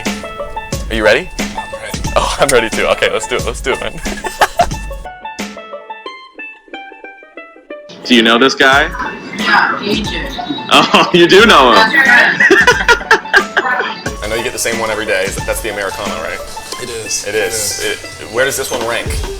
You're with me, so it adds points, right? Yeah, definitely, Scott. I think all coffee is pretty good. Like, as long as it's giving me energy, it's good. But no, Yeah. Americano tastes the best and works the best for me.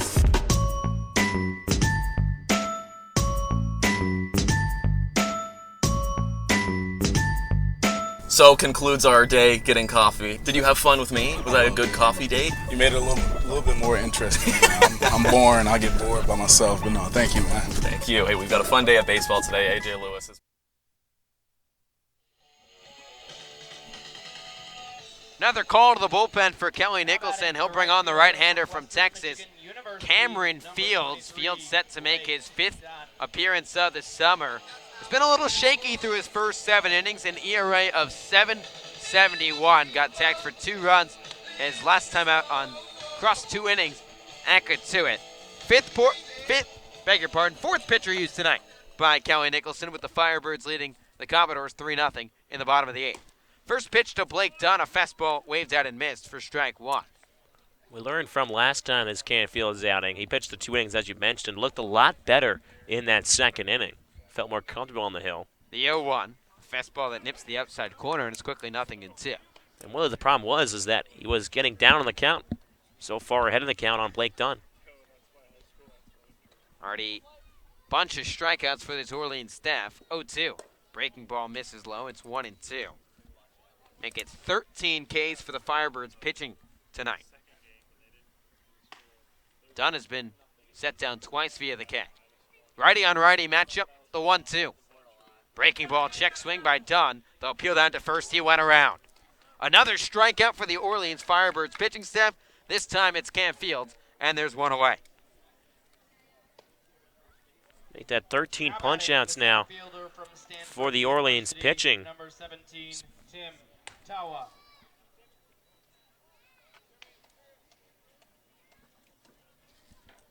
Should be 14 strikeouts. Forgot to have the one there from Fields.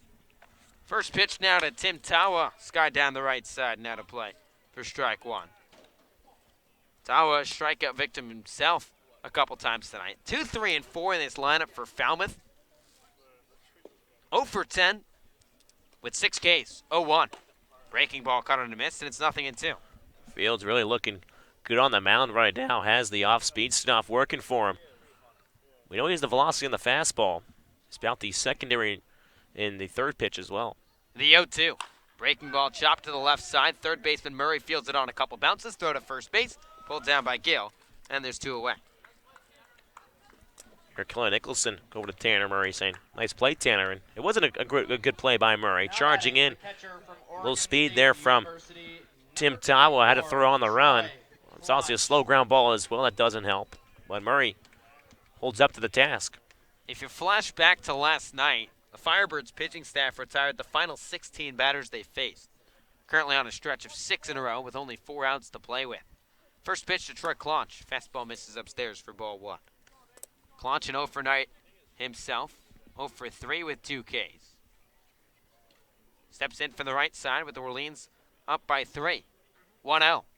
Fastball misses outside. It's 2 balls and no strikes. Firebirds, another strong pitching performance. They lead the game in ERA, whip, batting average against, shutouts, and fewest home runs allowed. 2-0. Breaking ball hit over the head of Fields to the right side. Second baseman Zamora charges in. Throw on the run in time, and the side is retired. An easy 1-2-3 inning for Cam Fields. After 8, Orleans up 3-0 over Falmouth. And let's check in with our sideline reporter, Scotty Gaines. Scotty, what's going on? What's going on? More like what's going in. My mouth at the table at Land Ho. Come on, 50 years the Murphy family has been a part of the town of Orleans. They've got chicken burgers, fries. I actually went there, what was it, last Wednesday. Josh, you and I went there, shared a lunch. Oh my gosh, dude, it was so good. And for everybody that's going on, it's right on the corner of Main Street. It's just so yummy. Land Ho. When you go to Land Ho, you don't hit a home run, you hit a Land Ho-Ho home run. Ha, ha, ha, or as someone might say, ho, ho, ho. And I want to say at some point this summer already, correct me if I'm wrong, and I know I'm not wrong, that Scotty Gaines gave a ho, ho, ho. Well, it seems like Scotty's off the radar. So we'll head to a short break here at Gulf Fuller Field with the Firebirds leading the Commodores 3-0. Listen to Firebirds Baseball on the Birds Broadcast Network.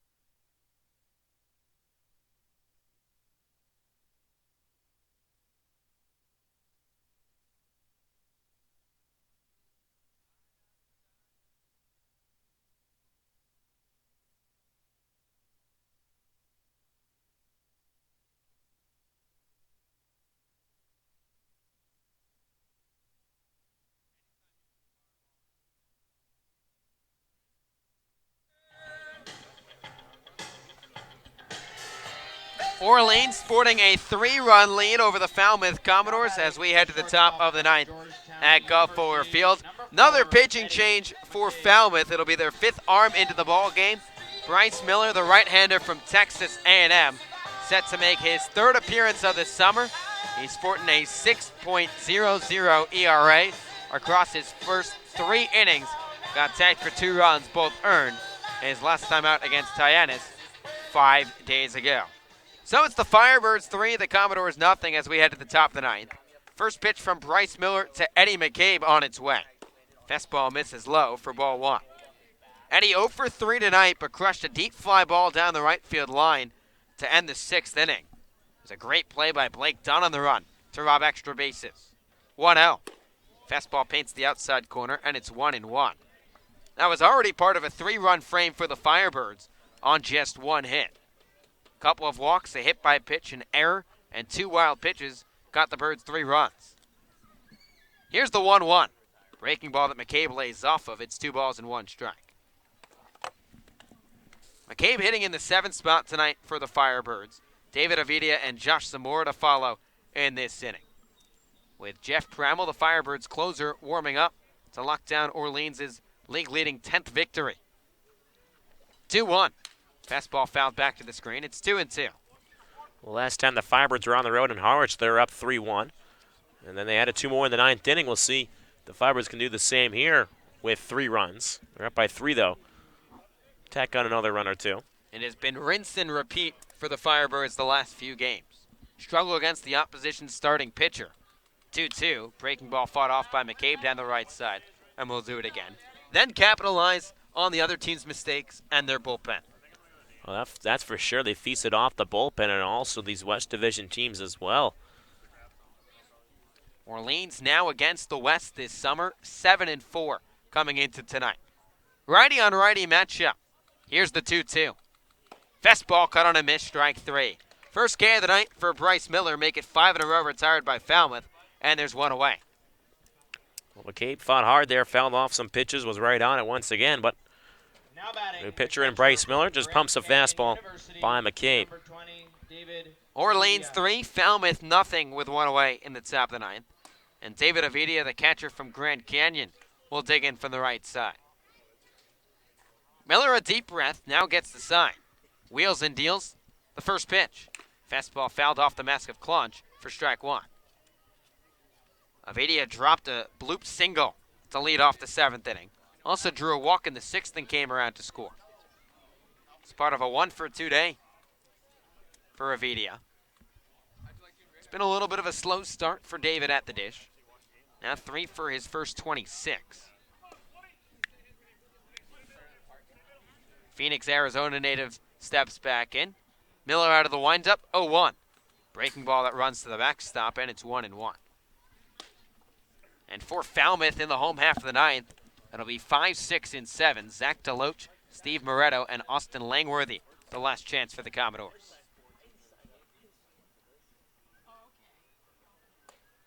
Avidia slightly open stance from the right side. The 1-1. Breaker tails off the plate. It's 2 balls and 1 strike. Last 3 ABs now for Avidia. Should say plate appearances given the walk back in the 6th. He's starting to see the ball a little better from the pitcher's hand. Yeah, we saw a couple tough takes. 2-1, Breaker bounces low. It's 3 balls and 1 strike. We starting to work some counts here. That walk worked it up to 3-2 and worked a walk, and then his last day we resulted in a single. He swung at the first pitch, so changing a couple different approaches, but trying to work the count here. It's now the 3-1 coming. A breaking ball out of the zone that Avidia chased at, and the count runs full. 1 away here in the top of the 9th, with the Firebirds sporting a 3-run lead over the Commodores. First meeting of 4 between these two sides.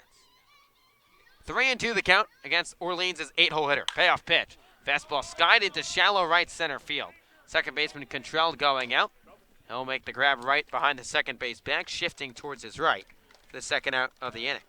Now batting, the second baseman from the University of Nevada, Reno. Could have been a tough play over there by his second baseman, Contrell. He ranged all the way from the right side of the infield over the second base bag towards the shortstop Kendall's area, but Contrell watches it all the way in the Falmouth night sky. Not as dark out as it would be in Orleans if we started at 7 o'clock in the 9th inning, unless we played a 2-hour game. Righty on righty matchup. First pitch to Josh Zamora. A bending curveball that drops in there for strike 1. It's a 12-6 breaker that buckled the knees of Zamora from the right side. Zamora 0 for 3 today, but he's wreaked havoc on the base paths. A couple of fielders' choices. 0-1. Another curveball that fools Zamora, and it's 0-2. That curveball has some bend to it as well. It's pretty nasty from Miller coming out of the hand. Starts off almost at the letters and finishes closer to the knees. So 0-2 the count to Josh Zamora, with Orleans up 3-0. Here's the pitch. Fastball misses up and away, and it's 1-2. So Jeffrey Pramel likely to come on for the Firebirds to try and lock down this victory. Pramel 5 appearances so far for Orleans. 1-2, breaking ball cut on a miss, strike 3. So the Birds go down in order here in the top of the 9th. But after 8.5, Orleans 3, Falmouth 0. The Commodores down to their final 3 outs here at Gulf Fuller Field. Jeff Pramel will come in to try and lock this down. You're listening to Firebirds Baseball on the Birds Broadcast Network.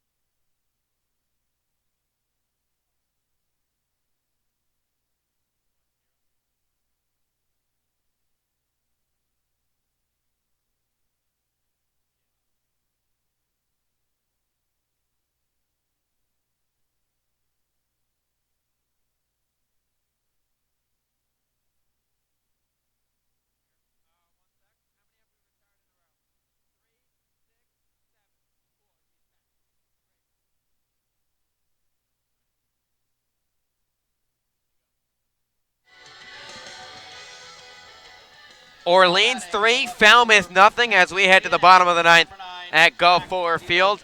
And the Firebirds closer into the ball game. Jeff Pramble set to lock down what would be the Firebirds' league-leading 10th victory of the summer. Pramble out there for the 6th time in 2019, 5 innings of scoreless baseball. Righty on lefty matchup. First pitch to Zach DeLoach. Fastball on the outside corner for strike 1. Pramble 3 saves in those 5 appearances, 1 walk and 3 Ks. Opponents batting just .222. It'll be 5, 6, and 7 here for the Commodores in the inning. The 0-1. Breaking ball just misses low and outside, and it's 1-1. Firebirds pitching staff has retired the last 7 they've faced tonight. They set down the final 16 an evening ago. Pramble set from the first base side. The 1-1. Fastball rocketed down the right field line, but DeLoach out in front. This tails foul down to the bleachers, and it's 1-2. So it might be the hardest hit ball of the night by the Commodores. Took till the 9th inning, but lands foul. Orleans up by 3, with the Commodores down to their final 3 outs. Long stare in from Pramble, the right-hander from Southern New Hampshire. He comes set. Here's the pitch. Breaking ball hit on the screws, over the head, and pulled down and out of his glove into right field for a base hit by Josh Zamora, and DeLoach reaches for the Commodores' 4th hit of the ball game. Well, Zamora's a gritty guy like that. He'll try to go down and get it. But unfortunately, just goes right past his glove into right field. Sacramento, number 31, Steven Moretto. So we've seen this story before from Jeff Pramble. Has allowed a base runner, it seems, in every appearance, especially in the save situations, and then locks it down from there. So Steve Moretto, who's been aboard 3 times tonight, will dig in. Righty on righty matchup. Here's the first pitch. Fastball up in the zone, cut on and miss for strike 1. Firebirds 3, Commodores nothing. Tying run, waiting in the on-deck circle for Falmouth. Moretto, a British Columbia native, celebrating Canada Day, and why not reach base 3 times? 0-1. Breaker misses low and outside, and it's 1-1. Moretto, a single back in the second, has drawn a pair of walks since then. But has DeLoach on first base with nobody out in the 9th. The 1-1. Fastball clobbered down the left side, but Moretto out in front, and it's 1-2. Couple hard hit balls now down here in this half inning. DeLoach put one towards the right side, but had a play. Out in front is Moretto once again. So both these Commodores hitters, the first 2 in this inning, just missing the balls here. Carter Lohman is soft-tossing in the Orleans bullpen. The 1-2. Breaking ball on the outside corner. Ring him up, strike 3. A sharp curveball from Jeff Pramble throws Steve Moretto, and the Commodores down to their final 2 outs. Well, that was a nasty pitch there from Pramble. Just froze Moretto. Beautiful pitch on the outside corner. Gets the 1 out, so is a ground ball away from closing out this game.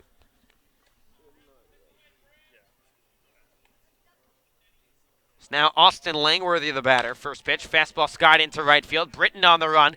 He looks up, and this ball caroms off the fence and is dug under the wall in right center.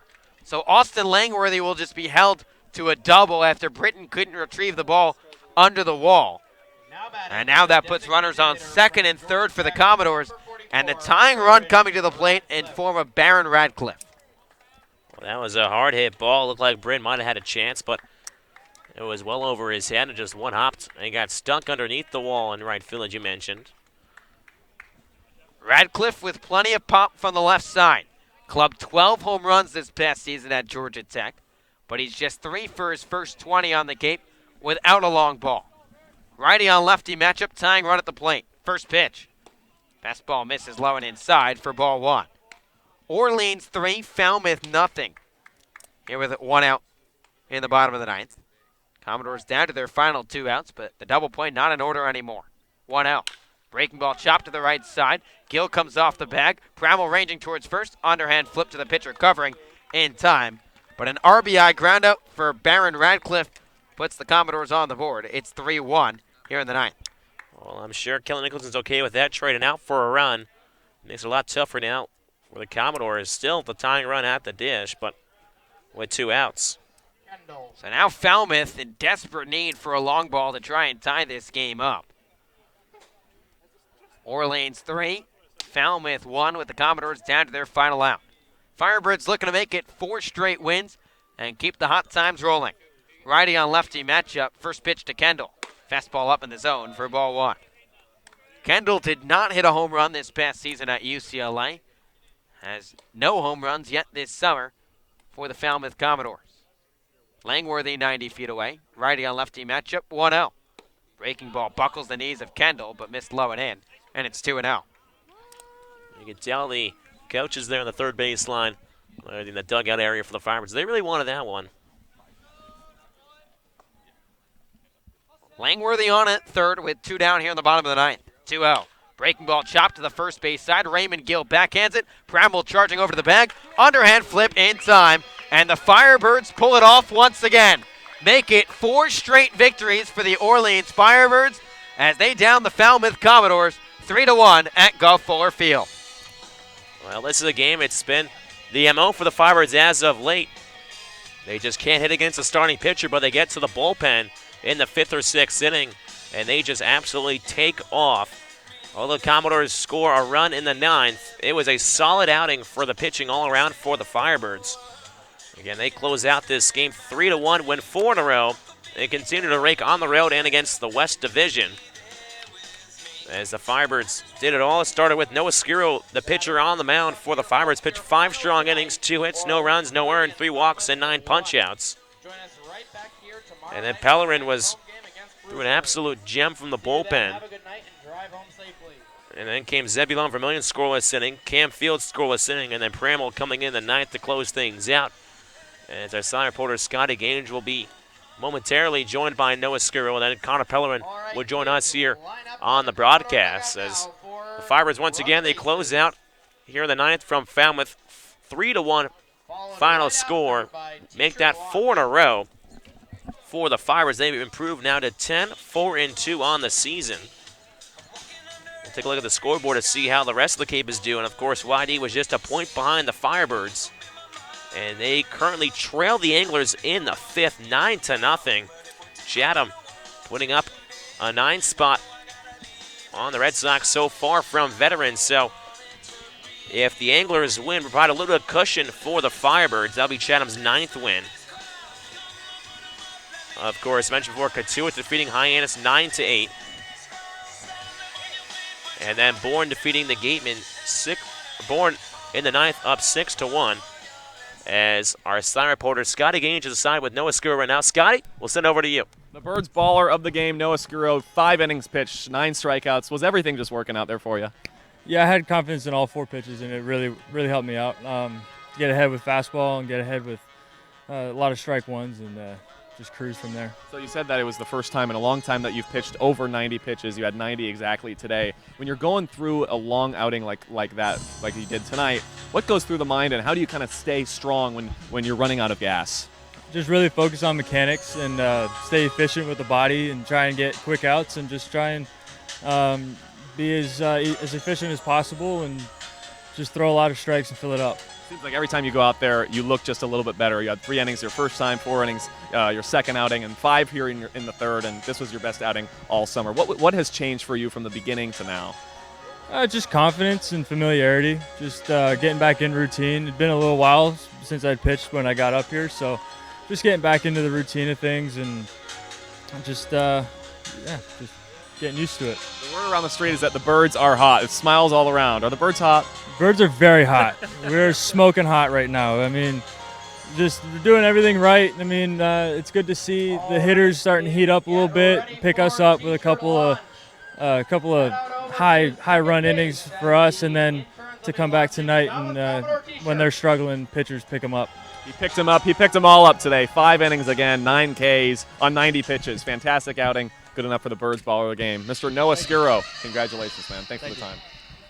And thank you, Scott. Again, that was our Bird baller of the game, Noah Skiro. Pitched 5 strong innings, 9 strikeouts. We'll be joined by Connor Pellerin on the broadcast in just a few moments. As again, it was an absolute gem from the pitching staff for the Birds. The bats got it going in the latter part of the game. 3-run 6th inning. That was the first hit in the inning by Max Triani. It didn't result in an RBI, though, or a run off the bat. It was a couple of wild pitches that put the Birds on top. A hit by pitch that hit Ray Gill on the inside shoulder. But again, it was the pitching that really got things going.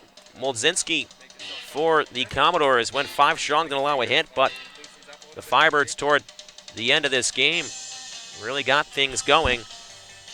As I'm now joined alongside by Connor Pellerin from Tulane. Connor, thanks for joining me here on the broadcast.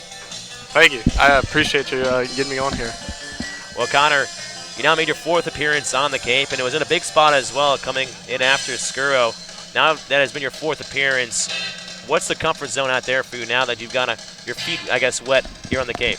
Definitely have felt a lot better out there since kind of getting it going. Fastball is definitely the command of that's getting better, and then when I can get ahead in counts, going to the slider, that definitely helps me out a lot. So it's been a great experience getting up here, and really looking forward to the rest of the summer. Well, that slider is definitely nasty. You talk about getting ahead in the count. You got ahead of the first 2 hitters in that 6th inning, striking out both of them. And then you gave a single and a walk, but then you bounce right back with a strikeout. Strike out the side. Talk about that. How does that boost your confidence from now going forward? It definitely just knowing that I can trust my stuff. Just knowing that I can have all my pitches where I can throw over for a strike and keep hitters off balance. It definitely helps, and yeah, it's been good. So I'm looking forward to really moving forward. We talk about that slider as well. Al Letter had some high praise for you on that spin rate. What does it mean for a guy, an MLB veteran like him, and obviously works on MLB Network now, to give you such high praise? It was definitely a great experience getting to meet him. He sat down and kind of talked with me with some mental stuff that I could work on, just like confidence and working with different pitches. And then we also got a chance to get on the mound and kind of throw, and he looked at some mechanics stuff that I could work on moving forward, and I've taken it and kind of run with it. So it's definitely been it was an experience that I'll never forget, and I'm truly appreciative for everything that he really did for me that day. And you talk about, a letter being a coach to you. Well, Matt Troop's obviously, not here, but Kellen Nicholson as well is really former pitching coach as well for the Firebirds. He came out to you during that inning. What was he talking to you about during that half inning? Biggest thing was just trusting my stuff. He said if I can get ahead in counts, good things can happen, and usually I see success when I can get the hitters off balance, which I feel like that's a lot of pitchers, but once you get ahead, it's definitely makes it a lot, well, not easier, but you can kind of mix up and keep them off balance. It makes your life a little easier as when you're ahead of count. Josh and I say it all the time here on the Cape, but again, Connor, thank you for joining me. I appreciate it. Thank you. Good luck the rest of the season. Again, that was Connor Pellerin, right-handed pitcher out of Tulane, who came in relief for Noah Skuro in that 6th inning as the Commodores were threatening. But once again, that was the 3rd chance for the Commodores to score. But the Firebirds closed the door, and they closed the door here in the 9th as well. Jeff Primo coming on for the save as the Firebirds close this one out by a final score of 3-1. Again, the Firebirds are actually out hit in this game. They only had 3 hits. Their first hit didn't come till the 6th inning. It was more of the damage done to themselves by the Commodores, but the pitching's been there all season long for the Firebirds, and it will be in action tomorrow at Eldridge Park as the Firebirds welcome the Hyannis Harbor Hawks. The Firebirds have won 4 in a row instead of top of the CCBL and the East Division, as they are now 10-4-2 on the season. Again, back in Orleans tomorrow at Eldridge Park to try to make it 5 in a row. They've won 4 in a row here, as we say. So long from Gulf Fuller Field, from our side reporter Scotty Gange, our producer Bryce Johnson, and my broadcast partner Josh Wood. I'm Thomas Inzarello. Again, until tomorrow, Firebirds 3,